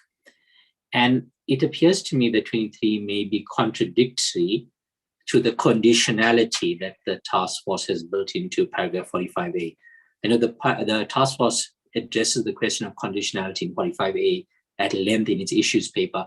I wanted to just draw this, what I see to be an internal contradiction in the standard between the position the task force has taken in 45A and the language of 23, so that because we won't get a chance to come back to this paragraph. I then want to offer a reflection on A51. A51 recognizes that the nature, time, extent, and direction of supervision and review may be tailored. And crucially, it uses the word tailoring, and I understand tailoring to mean extent. You don't take something to be tailored and end up with nothing left. You end up with something of a different shape or size, but it gets tailored. It does not allow, A51 does not allow for nothing to be done, which is what I think presently 45A may be allowing. So this is another reference to 45A and where A51 may be contradicting what the requirement has been set up as. And then the last comment is in A52. A52, let me just get to it, the second bullet. Here we're describing different ways in which the group engagement partner may take responsibility for directing and supervising component auditors and reviewing their work. And then we offer as one of the examples, the second example, the review of the component auditor's documentation. It makes this entirely optional by listing it as the second example within application material. And in combination with the challenges in 45A, which we'll get to later on, creates an excuse that not to review any documentation, because the practitioner could say, I followed A52 bullet 1, I attended a meeting with them, and therefore I didn't have to do the other bits and review the kinds of documentation that you suggested, because those were maybe suggestions listed in the example of A52, the examples in A52. I say this because this is a reason that's already being exploited in practice to do too little work. And this is the kind of language that practitioners could use to avoid that again and escape the regulatory oversight in this area, because that's not the intention of our board. Our intention of our board is for people to do work in this area. So those comments really, 3 of the 4 of them I made all linked to what we're going to cover later on in 45, but this was the appropriate place to first bring them up. Thank you very much. I've provided all those comments in writing as well. Thank you. Lynn? Thank you, Tom. And I'd also like to now thank Lynn, the task force and the staff for the professional way that they've dealt with our comments. I did appreciate the emails across the weekend. Thank you very much, Dan. That was very helpful. 2 points from me. Firstly, I agree with Sashiko and Julie and Diane and Wendy regarding being clear about the responsibilities for determining for evaluating the auditor expert, and nothing additional to add. Picking up on Imran's point, I think my point is a little different, but the same paragraphs, 23 and 45A. And I'm concerned that people are reading them in different ways about what needs to be done or what doesn't need to be done in terms of the review of documentation. And there is a school of thought that you must follow I've heard people talk, you must follow 220 and look at the significant matters, significant judgments, and anything else in your professional judgment. Another group have read it to being its total professional judgment, and I can decide what I do. And I think, having had an email exchange with Dan, the answer is that 220 stands for a group audit, so you must do significant matters and judgment and judgments, and then anything as well that you want to add in your professional judgment.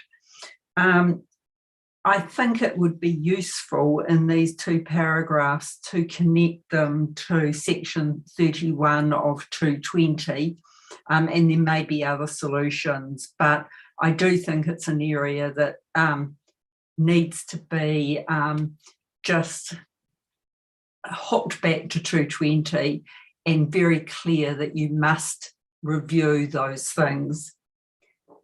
That's it from me. Thank you, Tom. Lynn and Imran, your final comments reminded me of our conversation in prep of our meeting last week, Villy, right? What we were talking about, which clearly, at least my perception of things, is that this being a special consideration standard is in augmentation to 220 in any circumstance. And maybe we just have to remind people that that's the case. And we were talking about different strategies to deal with it. Len, a number of comments for you to pick up there. Some detailed about drafted, some more conceptual. Yeah, thank you, Tom. So I'm not going to address all the comments, but some common things came through. A44A, that's probably the big one. A number of you raised that. Would definitely take a look to make sure it's clear who's making the evaluation. We'll go back and consider all these suggestions that also came in through the offline comments. There were a few comments about 22A, the ethical requirement. As I said earlier, it's a work in progress. I've seen some offline comments as well address that, and this is one area clearly the task force still have to work with the IAASB a working group on a group audit engagement independence requirement. So we'll probably need to come back to that. The other one was Enron's point about the paragraph 23 linking to 45A and A51, A52, and Lynn's comments. Yeah, we did see some email exchange over the weekend, and this standards, this part of standards in engagement performance clearly is based on what's in ISO 220, and we'll go back and take a look, especially that Lynn's comments over the weekend about linking it to paragraph 31. We will discuss as a task force, and of course when we get to 45A, there'll be another round of robust discussions, and we'll look at other comments raised. I think Yoshi, you made about those in charge of governance. A35A will take a look, and I think Julie had the comments about looking at 21A and also 23, who's performing the requirements. So we'll go back and look at that. I think the big one is clear, the linkage to 220 and the A44A language dealing with the expert. But we will consider all that as a task force during the week. So hopefully address some of the bigger comments you raised. So with that, if I don't hear any other comments, maybe you can move on, Tom. Keep moving on.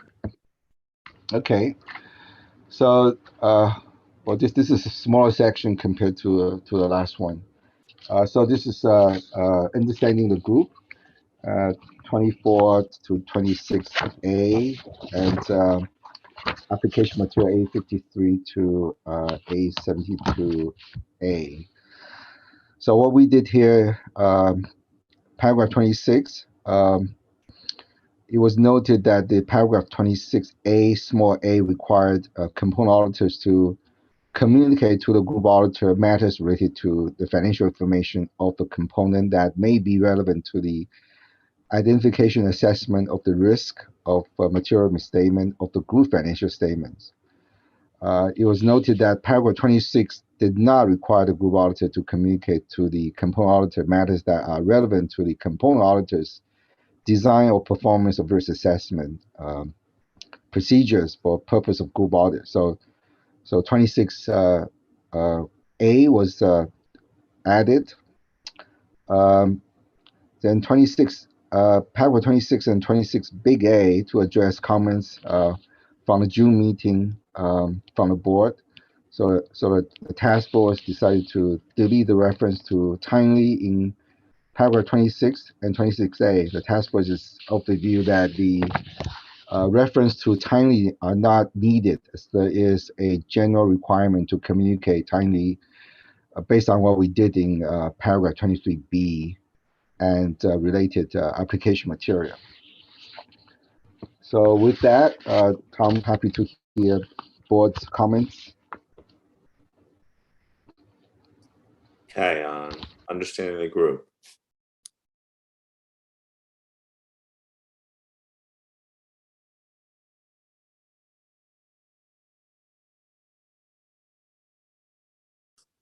Sachika. Thank you, Tom. It's a relatively minor point, but I have comment on 26A and A72A relating to following paragraph A111A. I would like to suggest the task force to go back and make sure the way the word timely is dealt with is consistent in the standard because A72A refer to both 26A and A111A, and timely is not referred in A72A and 26A, but I think it's now referred in A111A, so maybe you can take a look at that. That's all from me. Thank you. Thank you. Next is Julie. Thank you, Len. And just one item on this section, and it's 26 little a. And I appreciate the task force was looking to include the fact that the group auditor might have information that they need to communicate to the component auditor as the component auditor is designing and performing risk assessment procedures. But as written, I think this casts a really wide net as to what might be relevant. I think that there needs to probably be some words such as in their judgment or something like that included there to at least try to manage the amount of items that might be relevant to the component auditor, because I think the component, it's hard for the group auditor, I think, to judge like that wide net of items that might be relevant. So just a consideration for that point there. Thank you, Julie. Chun-Wei? Thank you, Tom. Maybe just 3 quick comments. The first one is on A70. One of the bullet point in the middle that talks about consider the risk that group or component management may override controls. Now, given that 240 requires management override of control to be treated as a fraud risk and thus a significant risk, I wonder if we want to promote an action that's stronger and more proactive than consider. So just a wording thing for us to consider. 26A,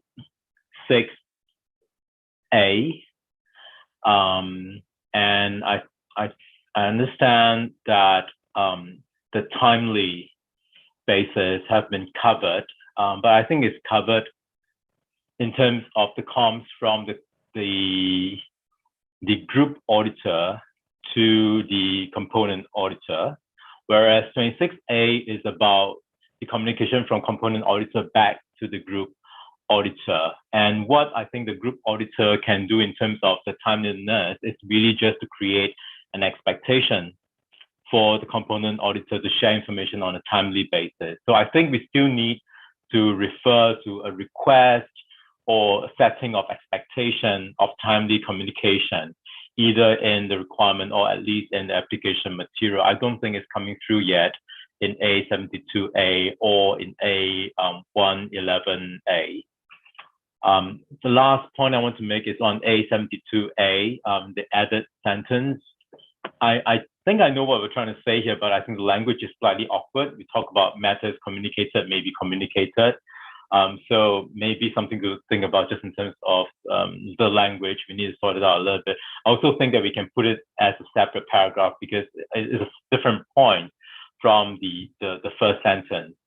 And maybe what we can do is to tie the reference to A111A to the 22 big A, small a. So referring to those things that are in A111A as matters that may be relevant to the identification and assessment of the risk of material misstatement of the group financial statements.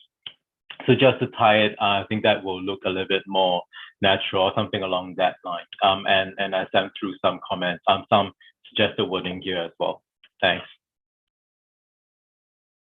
Thank you. Diane? Thanks, Tom. Len, I have two comments. One is on A70, and it's the 9th bullet. And I understand that this was just a movement. So sorry, this sentence existed before, but it's one that deals with professional skepticism. And we make a comment that we would consider where the exercise of professional skepticism may be particularly important. And I'm just not a big fan of that type of qualifier because it makes it sound like it's not particularly important in all the other cases. And in my mind, the auditor always needs to be skeptical, and that always needs to be at a very high level. And so I just get a little concerned about using words like particularly important without any context. Because it implies to me that the component auditor sees it as a way out. So just take a look at that. Again, you just moved it, so it was in the prior version. And then the second one is on 26A. And just double check 26A compared to A33H, because A33H implies that the group auditor may not involve the component auditor in performing a risk assessment. They may or may not. And 26A kind of just says, okay, we're going to give you some information to help you with your risk assessment, but there may need to be a condition in 26A that reflects the situation in A33H, if I explain that clearly. And that was it. Thank you. Thank you. Imran? Yes, one comment of this section, and that was on 26A. I was going to rise to say I supported how 26A was drafted. I've since heard Julie's comment particularly on it that I want to respond to and say that I thought that Julie's was a reasonable further improvement to make on 26A. So just offer some support for what the board heard Julie say there. Thank you. Thank you, Imran. Okay, that's all the hands up. Len, common theme, thank you. Clarity here. Yeah, so 26A that Enron and Julie raised, we'll take a look. On the other comments raised, I think one of them was consistency, the use of timely, 26A, A72A, A111A. We'll go back and relook at them, make sure they're consistent. I know there were comments made about two-way communication, timely, but I just want to highlight that in 23B, paragraph 23B, there's a umbrella requirement there that talk about requirement for two-way communication at appropriate point in time. So you have to look at the umbrella 23B requirement as you go down to other section of the standards.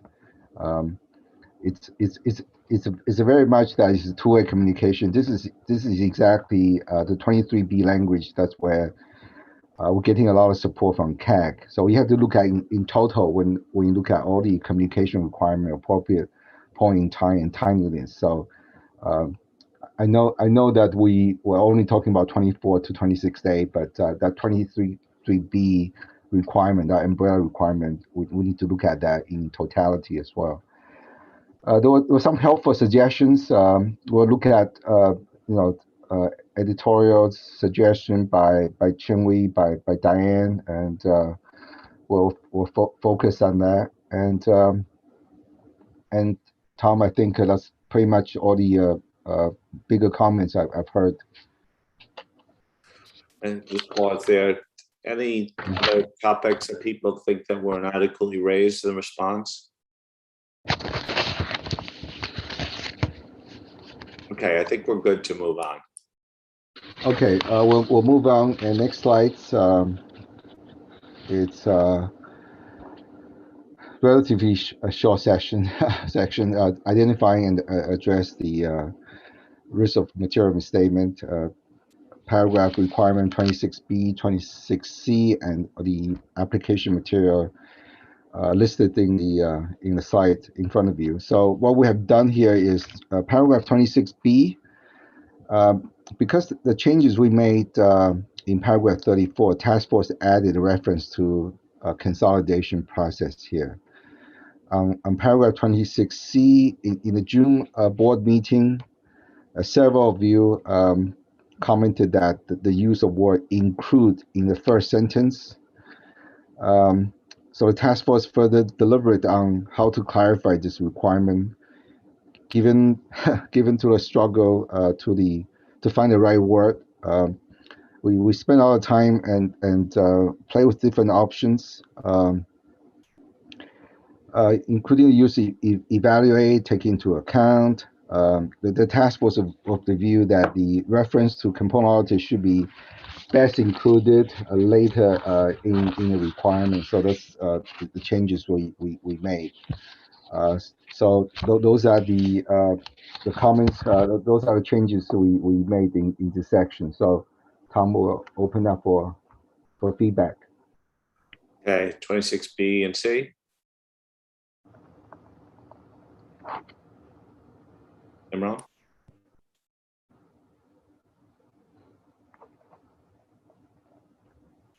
Yes, just a process question, Lynn, and this is something that's dawned on me quite late. A72G provides quite an extensive description around the discussion of fraud and the application of ISA 240 here. I appreciate that 600 started long before the fraud project of the board has started. But I was wondering whether what we have presently in A72G, which has remained unchanged since our last meeting, remains consistent with where the working group's thinking may be evolving, and that there's nothing in here that needs to be excised or removed because it's no longer relevant or unlikely to make it through. Or whether there's been any discussion with the fraud working group around the references to fraud in the current draft. So just that process question. I don't have a particular concern about any of the paragraphs. Thank you.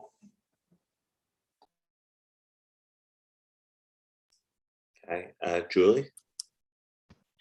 Thank you. And Len, a couple things here. So on A72D, and there's quite a bit of change in this paragraph, so I'll try to pick out the sentence that I'm talking about. It's the second last sentence, and it starts with the group auditor takes responsibility for. And I think maybe we've got the wording not quite right here, because I agree with the fact that the group auditor can take responsibility for assessing the inherent risk of the identified risks of material misstatement, but the way in which they do it that's written here, it sort of negates that takes responsibility for piece, because it's then going on to say, well, they do that by assessing the likelihood and magnitude, which doesn't seem to fit quite right with taking responsibility for, because I think that could be done by somebody else. So I think just a small change is needed in that sentence to clarify that. And then in 26 big C, I think with the addition there in the middle, we've left out a group of people. So in 26 big C, we talk about the group auditor and we talk about the component auditor, but I think we're missing the other members of the engagement team there potentially. So assuming I've got my definition of group auditor right. So I think we probably need something along the lines of performed by the engagement team, including component auditors, to make sure we've got all of the, the sort of people within the entire group audit covered. Thank you. Josephine? Thank you. Apologies, Julie. I just wanted some clarity on what you were asking, please, for A20 for 26B. I didn't understand what it was that you were concerned about. Apologies. Would you mind just reiterating your small tweak that you mentioned? Thank you. Yes, Josephine, it was in A72D. So it's the second last sentence that says the group auditor takes responsibility for assessing the inherent risk, and that sentence goes on. But it says by assessing the likelihood and magnitude of misstatement. I think that piece isn't necessarily done by the group auditor. I think the group auditor takes responsibility for that, but that piece could be done by someone else as long as the group auditor takes responsibility for it. So I wasn't sure about the follow-on part of that sentence, right? Because I think that could be done by somebody other than the group auditor, as long as the group auditor takes responsibility for it. Yeah, I've got that now. Thank you. Yeah, perfect. Thanks, Julie. Thank you. Lynn? I thought I'd just comment on Imran's question on A72G. We haven't had any formal consultation between the two groups, but we've certainly been keeping an eye on where 600's going, and I've just reread A72G, and it covers the major issues that there is almost complete agreement on that we have to address in standard setting in 240, and that is risk assessment, to update 240 to in terms of risk assessment like 315, communication with those charged with governance and internal controls and internal audit. So I'm comfortable that it would be consistent with where the major standard setting that we've all agreed on would be. So I agree with Imran's assessment that there's nothing there that worries me. Thank you. Thanks, Lynn. I'll turn it back to Len now. Yeah, thank you, Lynn, for coming in. Nothing else to add. I was going to refer to you, but just one additional comment. Maybe the staff has better answer. Is in the current 600, we can only refer to the extent 240. So we haven't as a board approved the project yet 240. So that's another reason we're being focused on the extent 240. But it's good that Lynn came in and talk about those bullets in the extent 240 are consistent with our observation in the fraud working group. Julie, thank you, and Josephine's our resident 315 guru, so it's good she come in and clarify what you're asking for. Also on 26C, the performance by group auditor, component auditor, we'll go back and take a look based on your suggestions. Tom, I don't see any other comments other than those have been raised for this section. We're good. Move forward. Okay, we'll move forward. We'll try to get one or two more sections in before we close that. Okay, the next one is materiality. Two paragraphs in the requirement section and a few more in the application material. So what we did here was paragraph A75A, revise the wording in response to a board member comment that the previous wording was potentially confusing. given that paragraph A74 indicates that component performance materiality is not required to be determined for each class of transaction account balances and disclosure for component at which audit procedures are performed. So that's the only changes we made for this section. So happy to take comments. Yeah, materiality. Sue. Hi, thanks, Tom. It's a comment on 29A, and it's the comment around the performance materiality being lower at the component than in the group. And I'm conscious I've made a lot of comments about equity investments, and this is another one. And what I'm trying to do is pull out the areas where the wording in the standard or the application material will cause real challenges in practice. Perhaps it's being overly definitive, and I think, you know, this is one example where actually the AICPA can probably express it better than I will do, but within an equity investment, that investment could be significantly larger than the group. And of course, for the group financial purposes, you're only taking your percentage of that investment. So the AICPA standard has got application material A66 that talks about there may be certain circumstances where you could have performance materiality in relation to an equity component that would be higher than that for the group. So can I ask you to take a look at that, please? Because I think that could drive some challenges if left as is. Okay. It's the only hand I've seen, Len. Okay, Sue, thank you. I've seen your comments coming through. We'll discuss this as a task force based on your suggestion. Thank you.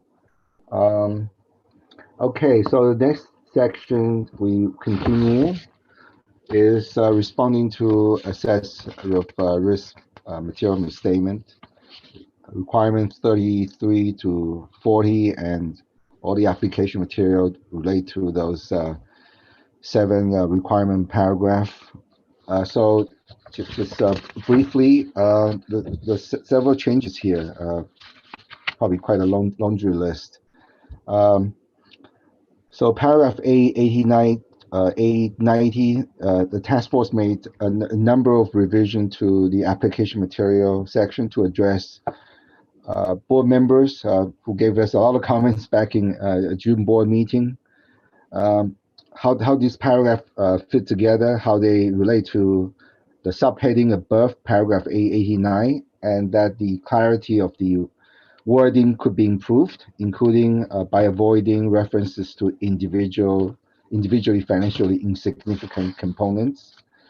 Paragraph 89, task force discussed some of the unique scoping challenges when there are a large number of components whose financial information is individually immaterial, but material in the aggregate to the group financial statements. In some cases, the number of such components is so large that sufficient appropriate audit evidence can only be achieved by auditing centrally when possible, or by performing a further audit procedure at the selected components. So these two approaches are described in paragraph A89AA and A89A, respectively. Paragraph A89AA, this paragraph was revised to incorporate paragraph A90. Respondents in the ED were confused about whether paragraph A90 was intended to be a broad reference to performing substantive analytical procedure in a group audit, or related to specific circumstances addressing in this section of the application material. So the task force retained the point that the use of automated tools and techniques may be helpful in these circumstances, but conclude that it would be best to provide specific examples of their use as part of the implementation support materials. Paragraph 34, to address comments from the board from the June meeting. The task force suggested the wording in 34 little b. It was noted that the wording evaluating whether any fraud risk or indicators of possible management bias that exist is used in the identification of risk of material misstatement, while the paragraph is in relation to responding to the assessed risk. So changes were made to paragraph 34 to focus the requirement specifically on responding to risk of material misstatement. Paragraph 36, again, addressing a board members' comments, the task force changed the reference to financial statement to financial information, as financial statement is more aligned with the approach in the extant ISA 600, where the group auditor requests a component auditor to perform an audit. So that concept is gone away. So we'll change that to financial information. And lastly, paragraph A95A, to address comments from respondents to ED 600. The task force added this paragraph to enhance the linkage with ISA 620, the expert standards. This paragraph clarified the work of the auditors expert engaged by the component auditors are part of the auditors' evaluation about the adequacy of auditors experts' work for auditors' purposes. This is referred to paragraph 12 of ISA 620. So with that, there were quite a lot of changes. So Tom, I'll turn back to you for comments.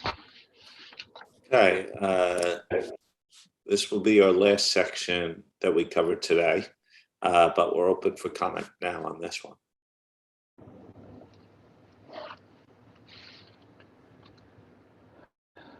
Julie. Thank you, Len. And it's 34 little b, and appreciate the task force has changed that to be in the context of responding, which is great. And I think we might have raised that before, but I do think the latter part of that requirement needs to have an if applicable added, because while there would be a risk of material misstatement due to fraud, there'd be one at least in every audit. I'm not sure there always would be indicators of possible management bias that exist. So I think you just need an if applicable on that piece of it. Thanks.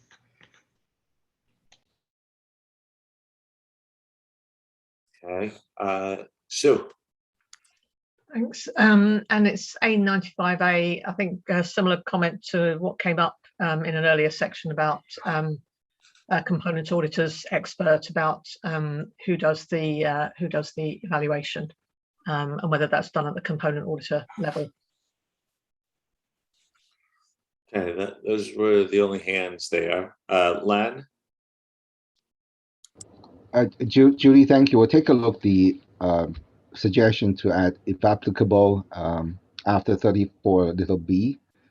And Sue, a good suggestion, we'll look at A95A with A44A that was raised earlier. But also, I just want to make sure we hear from everyone. I did talk about there were a number of changes, so I just want to make sure that the board member, I've seen some comments coming through offline, but if there are any comments, as Tom talked about earlier, that's in the public interest, happy to hear from you. Anyone else? Your hands are down. I assume that whatever comments you had are largely editorial and stylistic, that there's no fatal flaws in this section. Record should show that, Len. Why don't we bring this session to a close today? So Len, any parting remarks and thoughts you want to leave people with before we bring today's discussion on 600 to a close? No, thank you very much for your comments, and I know that as a task force we haven't met yet, but I've already seen some comments coming through from my task force members, and rest be assured that we'll go through all your comments as a task force. I think likely what we're likely, I think based on today's discussion, is 8A. We will probably have something back to you, as Tom mentioned, probably by Thursday midday U.S. I guess East Coast time, and for your reaction for discussion on Friday. Another section is the paragraph 829A, 829A, the equity investment portion. That's on our agenda as well for bring back to the board. But of course, subject to task force discussion, also based on what comes up tomorrow. I think everyone gave us a good preview in terms of 45A and all other parts of paragraph in the standards are related to 45A. So looking forward to your comments tomorrow. Turn back to you, Tom. Thank you, Len. Anyone else like to raise any comments or thoughts or perspectives before? Obviously not done with the walkthrough, and certainly we'll invite the PIOB and Jim on behalf of CAG to comment to make sure that we're hitting everything. But if anyone else wants to come in. Karen, I don't want to necessarily call on you now if you don't want to say anything, but obviously we'll have an opportunity at the end of the discussion on 600 to seek PIOB perspective. But any observations you want to make now? Most of my observations, I think, will wait for the discussion tomorrow. But I did want to mention that I was particularly glad to hear about the outreach that the task force is undertaking. I think it's really important to make sure that the monitoring group members who have expressed concern and have an interest in seeing the standard revised have had an opportunity to give you any fatal flaws or any views, and that will help you to finalize in December. Thanks a lot, Tom. Thank you. Okay, so we've made good progress today. So my summation is that be prepared for the work plan discussion to begin tomorrow as well. Hope that's not too much trouble for you. We'll be prepared. And thank you for your participation. Vili, anything from a staff perspective you want to raise before we close? No, nothing further from you, Tom. Okay, well, have a good rest of the day for those who are either just starting or in the middle of the day. For those who are towards the end of the day, get some rest, and we'll see you all tomorrow.